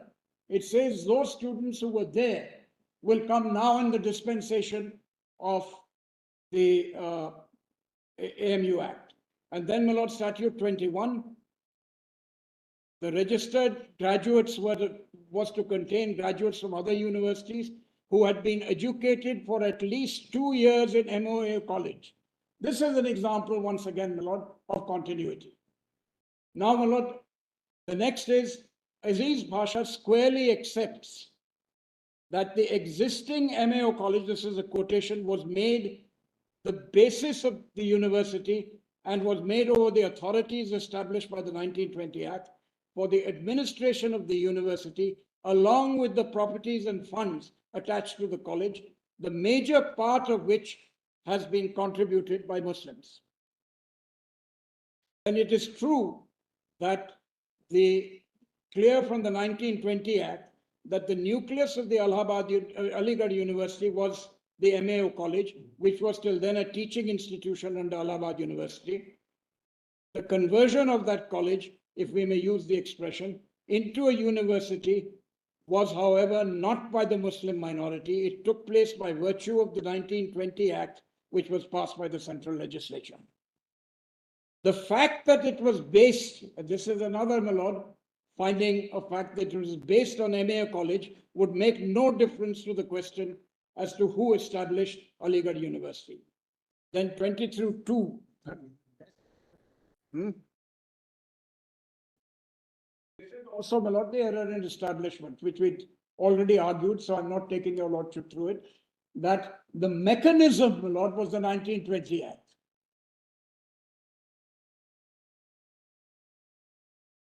The 22 Act didn't call for any surrender.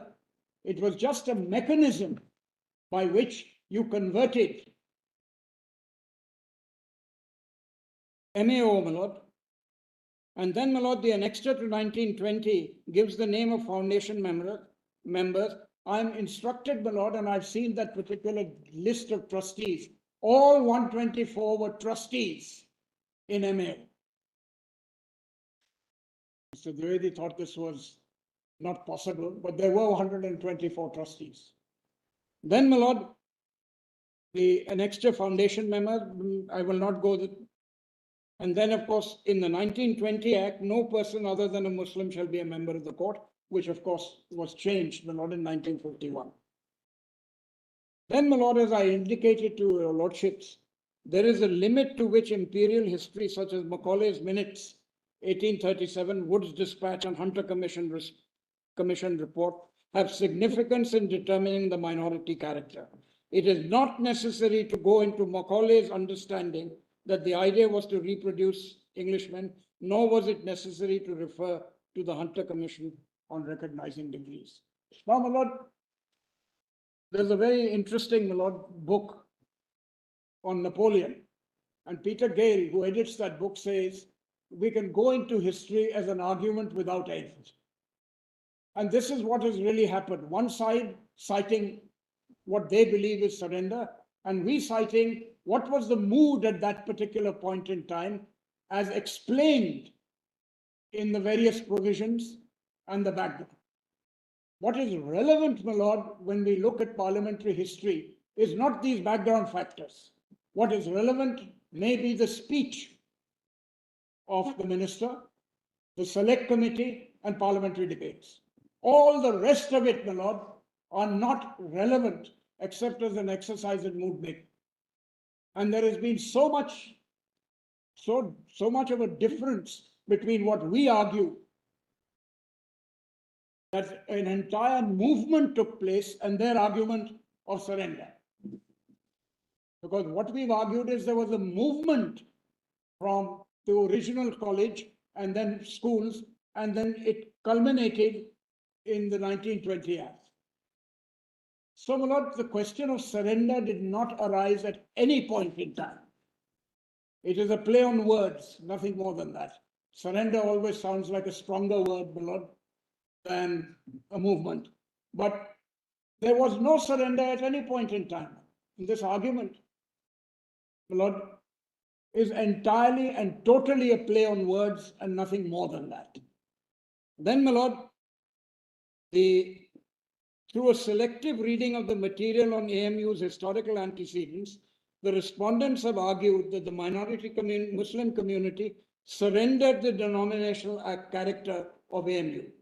The 1920 Act, read as a whole, along with the statements of objects and reasons in the preamble, clearly reflect on the denominational nature of AMU. The legislative debates are unequivocal to support this view. So, my lord, the education minister, I've given the references, my lord, I don't want to read all of them out. The education minister, when introducing the AMU bill, narrated the entire history of how AMU came into being, from the foundation of MAO College to negotiations with the Muslim university for its conversion into a Muslim university. The education member also used the phrase Muslim university, and stated that it will be of immense benefit to the Indian Muslims. Then, my lord, I referred to Khan Bahadur's Miss Asad Ali Khan. Though we are first in the field of launching out a scheme for a teaching and residential university on denominational lines, our sister community, which started much later than the Banaras scheme, achieved their objects sooner than us. The Raja of Mahmudabad, this will be the second denominational university in this country. I'm making this point, my lord, because it is really, really very important, because that was a major argument, my lord, canvassed almost right throughout the day, that these are arguments of surrender. You look at it from another point of view, eventually, of course, your lordships will have to decide it. On page 16, sorry, where? Sorry, the Raja of Mahmudabad,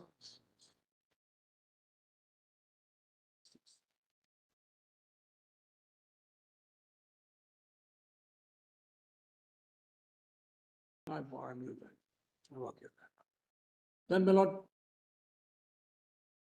PDF 16, my lord. At the time of passing the bill, the education minister stated, my lords, today your excellencies, government is committed to the custody of the Muslim community, a priceless trust the incalculable benefits of which will be enjoyed not only by themselves, but also their children and their children's children. And the Governor General says, before putting the question, I'd like to add my congratulations to the Muslim community on the passage of the bill. Now, this being an important point, my lord, eventually your lordships will decide and look at the debates and the so-called items of surrender. I think they're irrelevant until we reach the 1919 bill. They're completely irrelevant because ultimately it is that bill which was converted into an act read as a whole that will determine whether it is a surrender or whether it is a continuation. I've already made that argument. Now, important question, my lord, which is consistent with their argument of what is the indicia of a minority. And my lord, the Chief Justice said, please delineate those particular. So I'll read it, my lord. For one, the question of indicia of the minority is an issue which squarely arises from the issue number 3A left open in TMA Pi and quoted in the reference order of 2019. We, my lord, have divided the indicia into two parts. The first, my lord, is factors which are relevant to be considered, which are indicative of the minority character, and factors which are not determinative of minority character of an educational institution.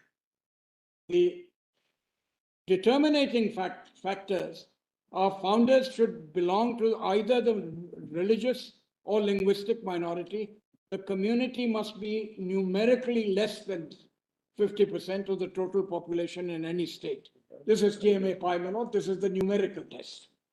Historical antecedents to the judge of the institution which show the active involvement, intention, and contributions of minority founders or the community. So that, my lord, is taken straight from St. Stephen's. Their argument that if Stephens were allowed to, were invoked, my lord, to determine the minority character, my lord, then the historical antecedents would clearly show that the contributions was active involvement, intention, and contribution of the month. Now, my lord, para 8, it was argued that there's nothing in the statute. It may not specifically may not mention the fact that Aziz Bhasha was being overruled. But para 8, and I must bring it to your lordship's attention, para 8, my lord, clearly goes against Aziz Bhasha. I'll just read that again. Article 31 has been construed by this court without referring to those cases. It is sufficient to, what is this? To say that the clause contemplates two rights which are separated in point of time. The first right is the initial right to establish institutions of minority choice. Establishment here means the bringing into being of an institution, and it must be by the minority community. The next sentence is important. It matters not if a single philanthropic individual with his own means founds the institution or the community at large contributes to the funds. Now, it is our submission earlier, to which there is no reply, that even if one single philanthropic person were to contribute and other contributions were made, funding, my lord, would not be an issue, whether it's 100% or less than 100%. It is of no consequence whatsoever. The position in law is the same, and the intention in either case must be found to found an institution for the benefit of a minority community by a member of that community. It is equally irrelevant that in addition to the minority community, other than from other minority communities, or even from the majority community, can take advantage of these institutions. This, my lord, gets us into the question that there were several interpretations in Aziz Bhasha of whether it means establish or not. And this now, my lord, effectively indicates that the issue is one of founding, and it can be by one individual, contributions can come from other individuals, and it would not make no difference to the minority character. Then, my lord, over the page. I'll skip 4, my lord. Constitutional documents such as state, statute, rules, or regulations read as a whole should show the predominance of the minority community. That's St. Stephen's. Administration of the institution, if it's vested in the founders or persons in whom the founders have faith and confidence. Now, this is an important point, my lord, because you needn't have found it. The idea here being that it must be of people in you have confidence. And this is important because I may put people in the operative institutions, but as long as I have faith in the founders, and the founders and others, my lord, in this stream of events, my lord, it is their faith and confidence that is important, not 100% this way or that way. Then imparting of religious education or providing of religious institution and worship, this is, my lord, also a point that goes into indicia. And then symbols such as the name, architecture, motto, and other cultural symbols of the minority. Now, in Allahabad, my lord, there was about 2-3 volumes of the architecture, the invocation to God, the invocation to Allah. And this is repeated in St. Stephen's because they say these are also indications and part of the indicia of minorities. Now, factors which may not be determinative. Incorporation or establishment by or under a statute. This may not be determinative. Recognition of degrees may not be determinative. Receive of grant and aid, funding from members outside the minority community, quoted with approval at TMA Pi, para 109 and Patro. Role of government or its regulators to prevent maladministration. This goes to the heart, my lord, of the role of the oversight of the rector or the visitor, as the case may be. I made a distinction earlier between what are the oversight provisions and what are the administrative provisions in the statute. So even if we say these 3 declaratory provisions were in fact ruled out, the rest of the statute will certainly show the minority character. Then, my lord, regulation for promoting excellence.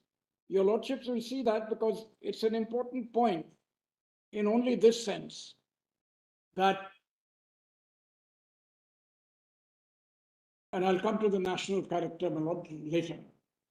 How can it be that when you promote excellence to the highest point, which is of national character, how can it possibly, my lord, in my respectful submission, my lord, how can it possibly take away the minority character? I will make some submissions, my lord, a little later on, as far as the item 63 in the list 1 is concerned. Provision of secular education and admission of non-minorities is not, my lord, as a factor which will be determinative. Provision of secular education and admission of non-minorities, my lord, is not. I'm not going to read out those portions of the judgments, my lord, I've indicated them. My lord, are not going to take away from the minority character. In fact, the entire set of arguments was, we want to be an institution of excellence. So if I reach right over the top and say it's national character, you say this will take away. And that couldn't be right, my lord, because we accept that institutions of excellence will certainly, my lord, be a factor that we will take into account. Then, my lord, recognition as institution of national importance is not a definitive character. Presence of non-minorities in administration and day-to-day management, my lord, doesn't detract in any way from the minority character. Now, my lords, I want to address the question, my lord, of this national character. Let us be clear, my lord, of the 4 points which are not here, my lord, which I want to. My lord, entry 63 relates to competence.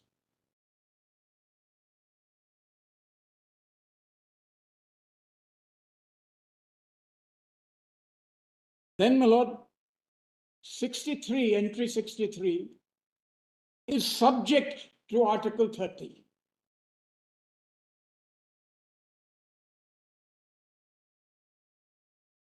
Then, my lord,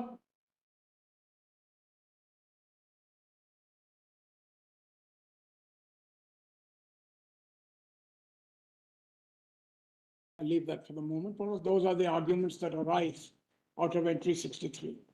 It relates to competence. These are fields of legislation. And nowhere can we argue. I'm sorry. Was it going very badly?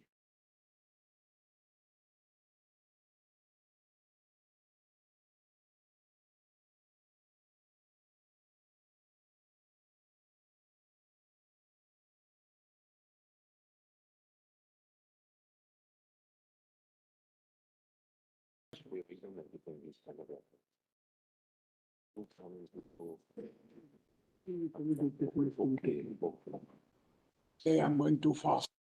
So much of it has been argued before, my lord. It's not Really necessary meant, to. what is meant by national character? I mean, what was there in the constitution? Why did they introduce these words, national character? Because they seem to suggest that national character is in national importance. Right. They are suggesting national importance to be in contrast to denominational. Right. That's their whole argument. My lord, my learned friend will Right. elaborate on that. My lord, in any case, the opposite of national character, as it were, importance, my lord, national importance. The converse side of this particular argument is that these are then institutions of super excellence. Yes. May I just read that portion, my lord?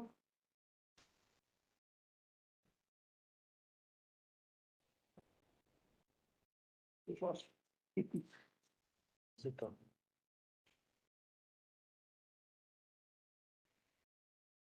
Now just see the institutions known at the commencement of this constitution.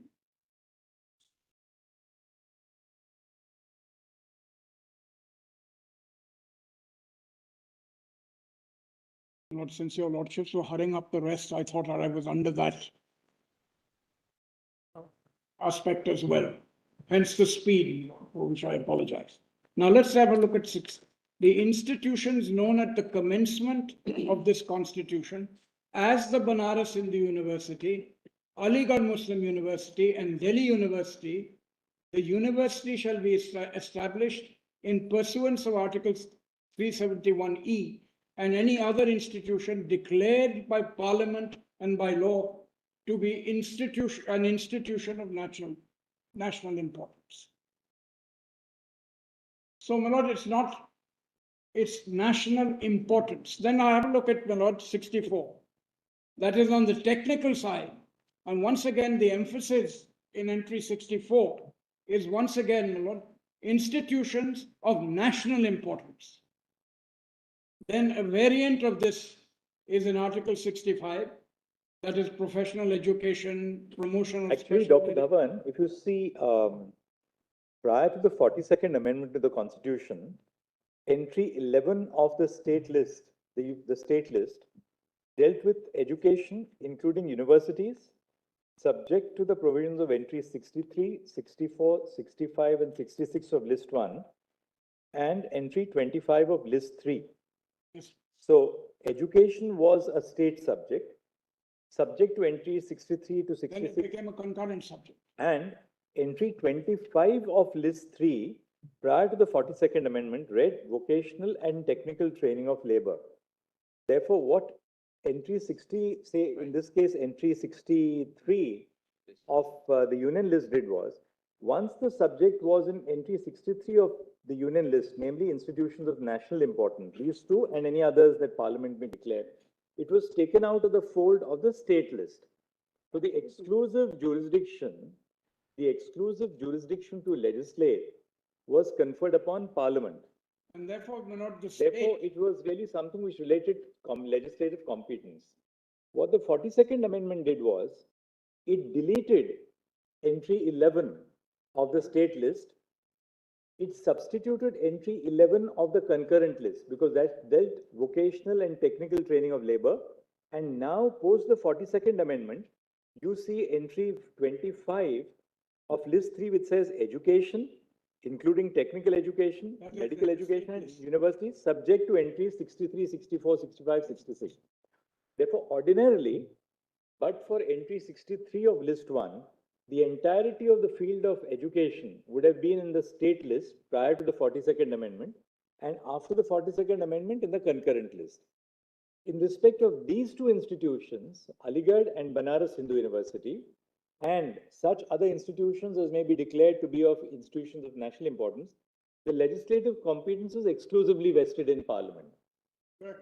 So the idea of this was, it appears, that in respect of institutions of national importance, there must be some degree of uniformity of the legislative structure, and therefore exclusive jurisdiction is conferred upon Parliament under Article 245. And not on the states. And not on the states. That seems to have been the scheme of the Constitution, pre the 42nd Amendment and post the 42nd.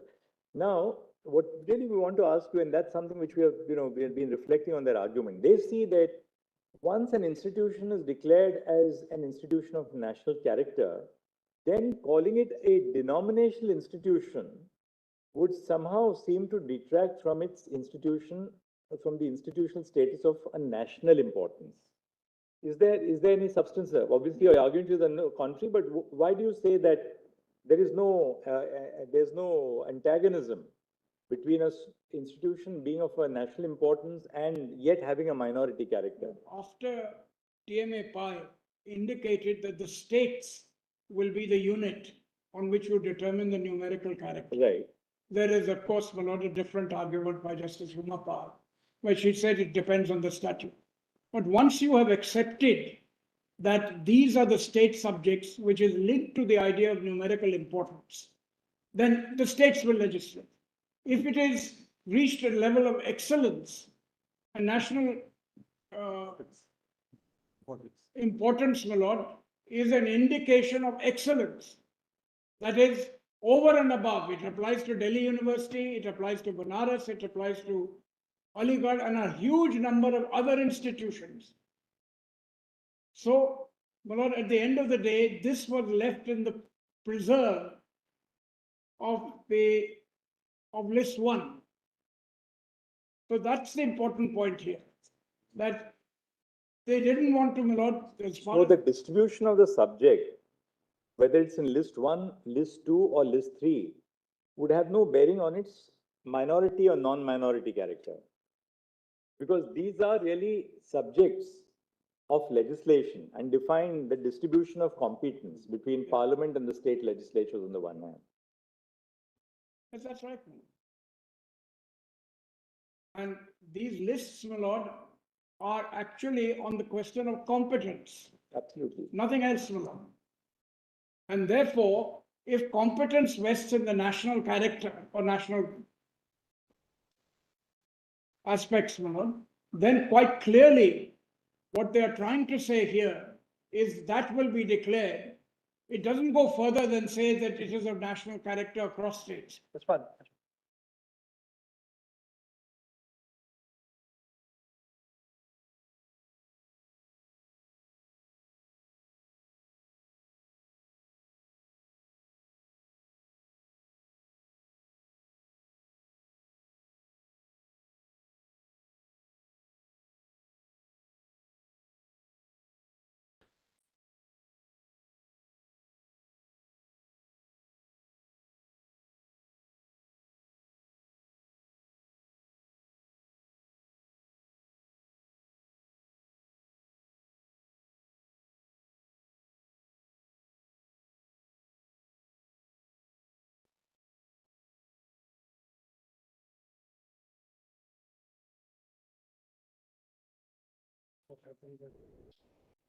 What can I say?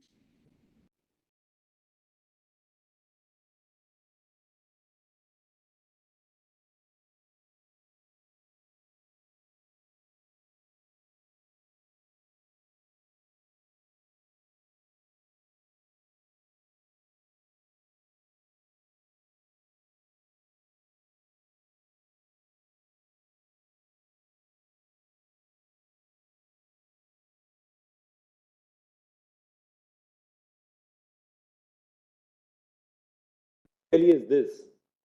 I'll just show you one or two other entries to buttress this interpretation. Once an institution has been declared by Parliament to be of national importance, what would otherwise have fallen for regulation as a list 3 item is taken out of list 3 and then vested under entry 63 of list 1. Yes. Take, for instance, entry 52 of list 1. Industries, the control of which by the union is declared by Parliament by law to be expedient in the public interest. So once there is a declaration by Parliament within the meaning of entry 52 of list 1, it goes out of industries which fall within the control of the state governments. See, for instance, entry 24 of the state list. Industries subject to the provisions of entries 7 and 52 of list 1. Entry 52 of list 1 says those which are declared by Parliament. So once there's a declaration, absent a declaration, it still continues to be a state subject. Once there's a declaration, it ceases to be a state subject and it becomes a central subject. Likewise, in the case of entry 66, these national institutions of national importance, if there's no declaration by Parliament, we are not dealing with for a moment AMU and BHU. If there's no declaration by Parliament within the meaning of entry 63, it's still covered by the state's power to legislate by entry 25. A significant point would be, does this trump Article 31 or not? And in all, whether it's the legislation of the state or whether it's legislation of national. Conceptually, it should not, because all lawmaking in pursuance of the jurisdiction under Article 245 and 246 subject to the entries is subject to the fundamental rights. It must be the law. So the fact that something is of national importance may not at a constitutional level be antagonistic to the concept of it's still yielding to minority rights. Whether there are minority rights here is a separate issue. But at a conceptual constitutional level, you can't accept that merely because it is of a national importance, therefore there cannot be minority control over the institution. That wouldn't be the scheme of the Constitution. That's right, Mama.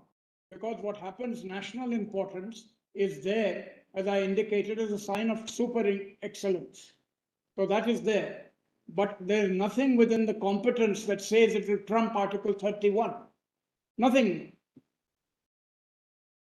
Their argument, my lord, yes, is that once you enter into the arena of national importance, then instantly it cannot be a minority institution. That's their argument.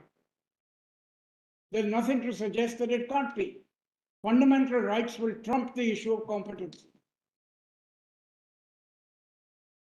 And this subject to the provisions in the state list, my lord, is writ large over many other entries. See, for instance, entry 54 of the union list, regulation of mines and mineral development, to the extent to which such regulation and development under the control of the union is declared by Parliament by law to be expedient in the public interest. Correct.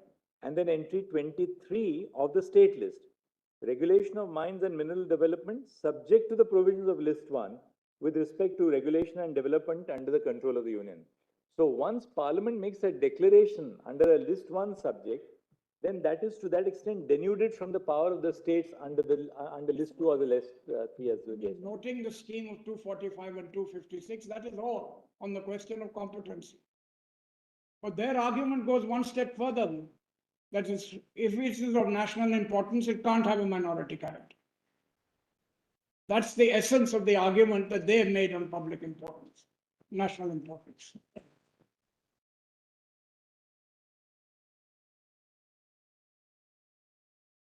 Article 30, my lord, cannot be read out of existence on an issue of competency.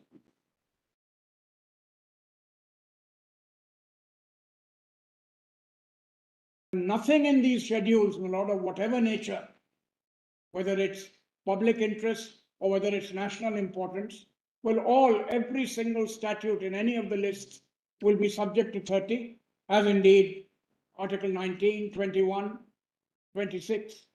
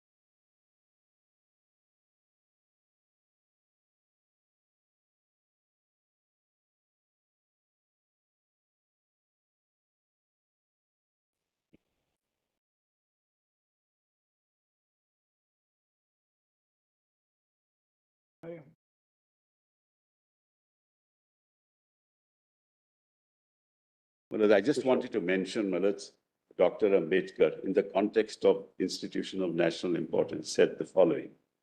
With regard to subsequent part of the entry relating to any other institutions declared by law by Parliament, it seems to me that it is desirable to retain those words because there might be institutions which are of such importance from a cultural or a national point of view and whose financial position may not be as sound as the position of any other institution and may require help and assistance of the site.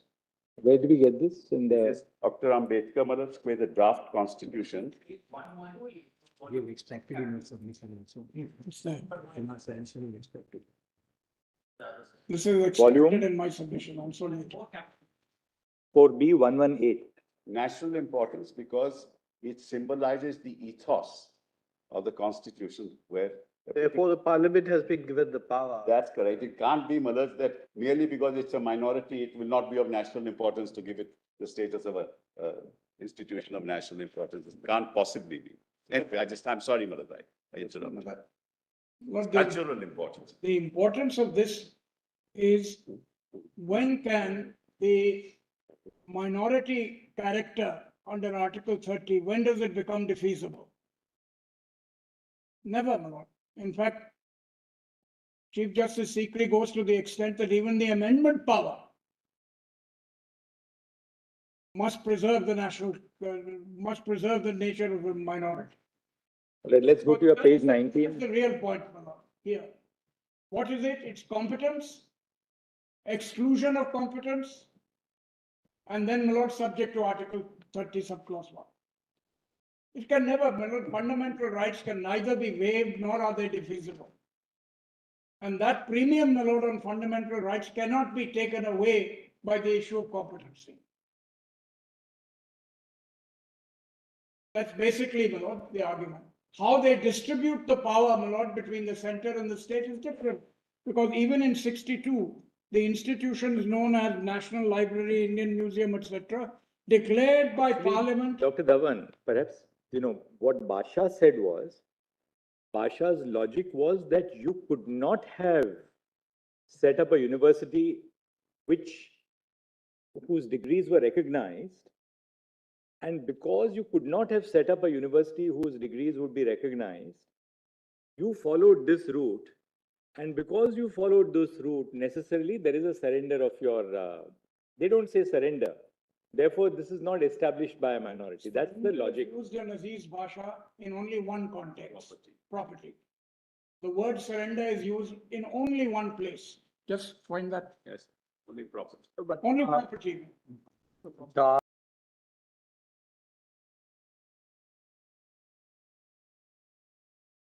other side has gone beyond Basha, reasoning of Basha. They say there was a complete surrender.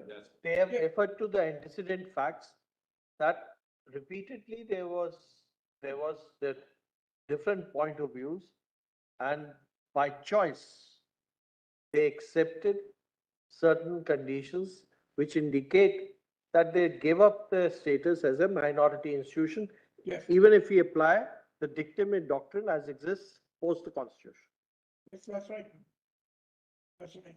But they've elevated national importance to be a denial of 30. So this is That separate may not, argument. that's a separate issue altogether. Fine. Now, my lords, if you look at 62, 63, and 64, once again, it requires the declaration of national importance. And when it comes to, my lord, state list, there are many provisions in the state list that make it subject to the union list. This is a question of division of power, nothing more. Now, may I come back to my Yes, page 19.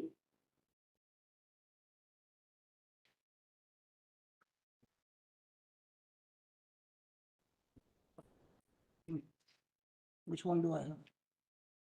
Administration में थोड़ी दिक्कत होती है.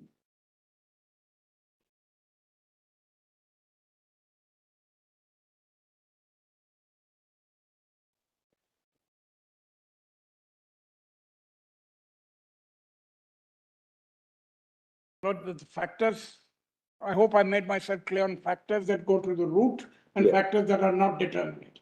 Age, my lord, is not determinate. Admissions are not determinative. In fact, St. David's case that is cited there, they had the right to grant degrees, but they said because there is no statement that it is a university, we won't treat it as a university. So the converse proposition arises from St. David's in Aziz Masham. Now, my lords,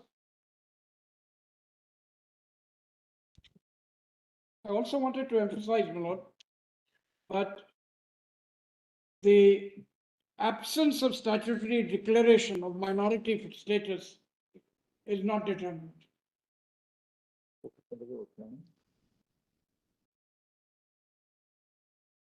Think through to them in any way. It is a national-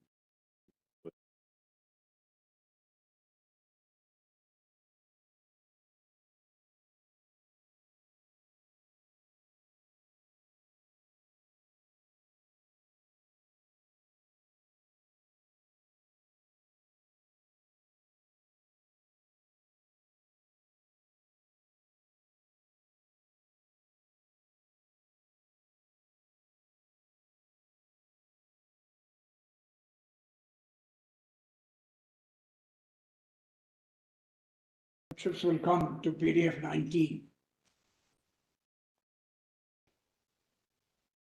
4.5. Yes. So, my lord, Sir Syed Ahmad, because this is the movement of the community, not just the negotiations.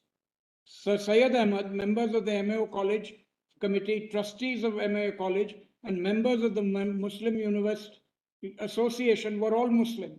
The reserve fund of 30 lakhs was substantially donated by members of the Muslim community.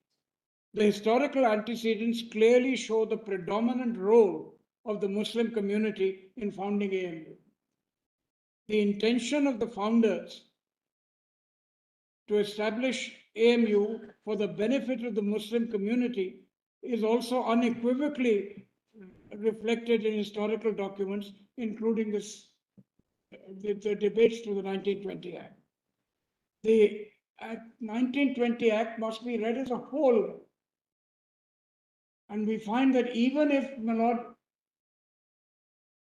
the minority character, we take away the declaratory provisions, it will still be established from the document as a whole, the Act as a whole, that it is of minority character. Because of the various provisions, which are provisions of continuity and provisions which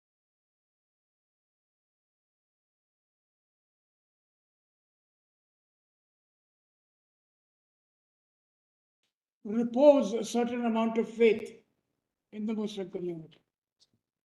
No. Then, my lord, come to Sub-Roman 5 or 4.5. 3 out of 4 officers of the university, this is in the 1920 Act, Chancellor, Pro-Chancellor, and Vice-Chancellor were required to be Muslim. If we're looking at the 1920 Act, the court being the supreme governing body, were required to be Muslims by law. That is, my lord, again, we are looking at the 1920 Act. Two other authorities, Executive Council, Academic Council, were predominantly Muslim because the majority of them had a seat in the court. Then, my lord, the others that I've already referred to. Dr. Dhawan, Well, I prefer Mr. Doctor was 50 years ago. that we have a continuing dialogue since the time when you were arguing Ayodhya before us. But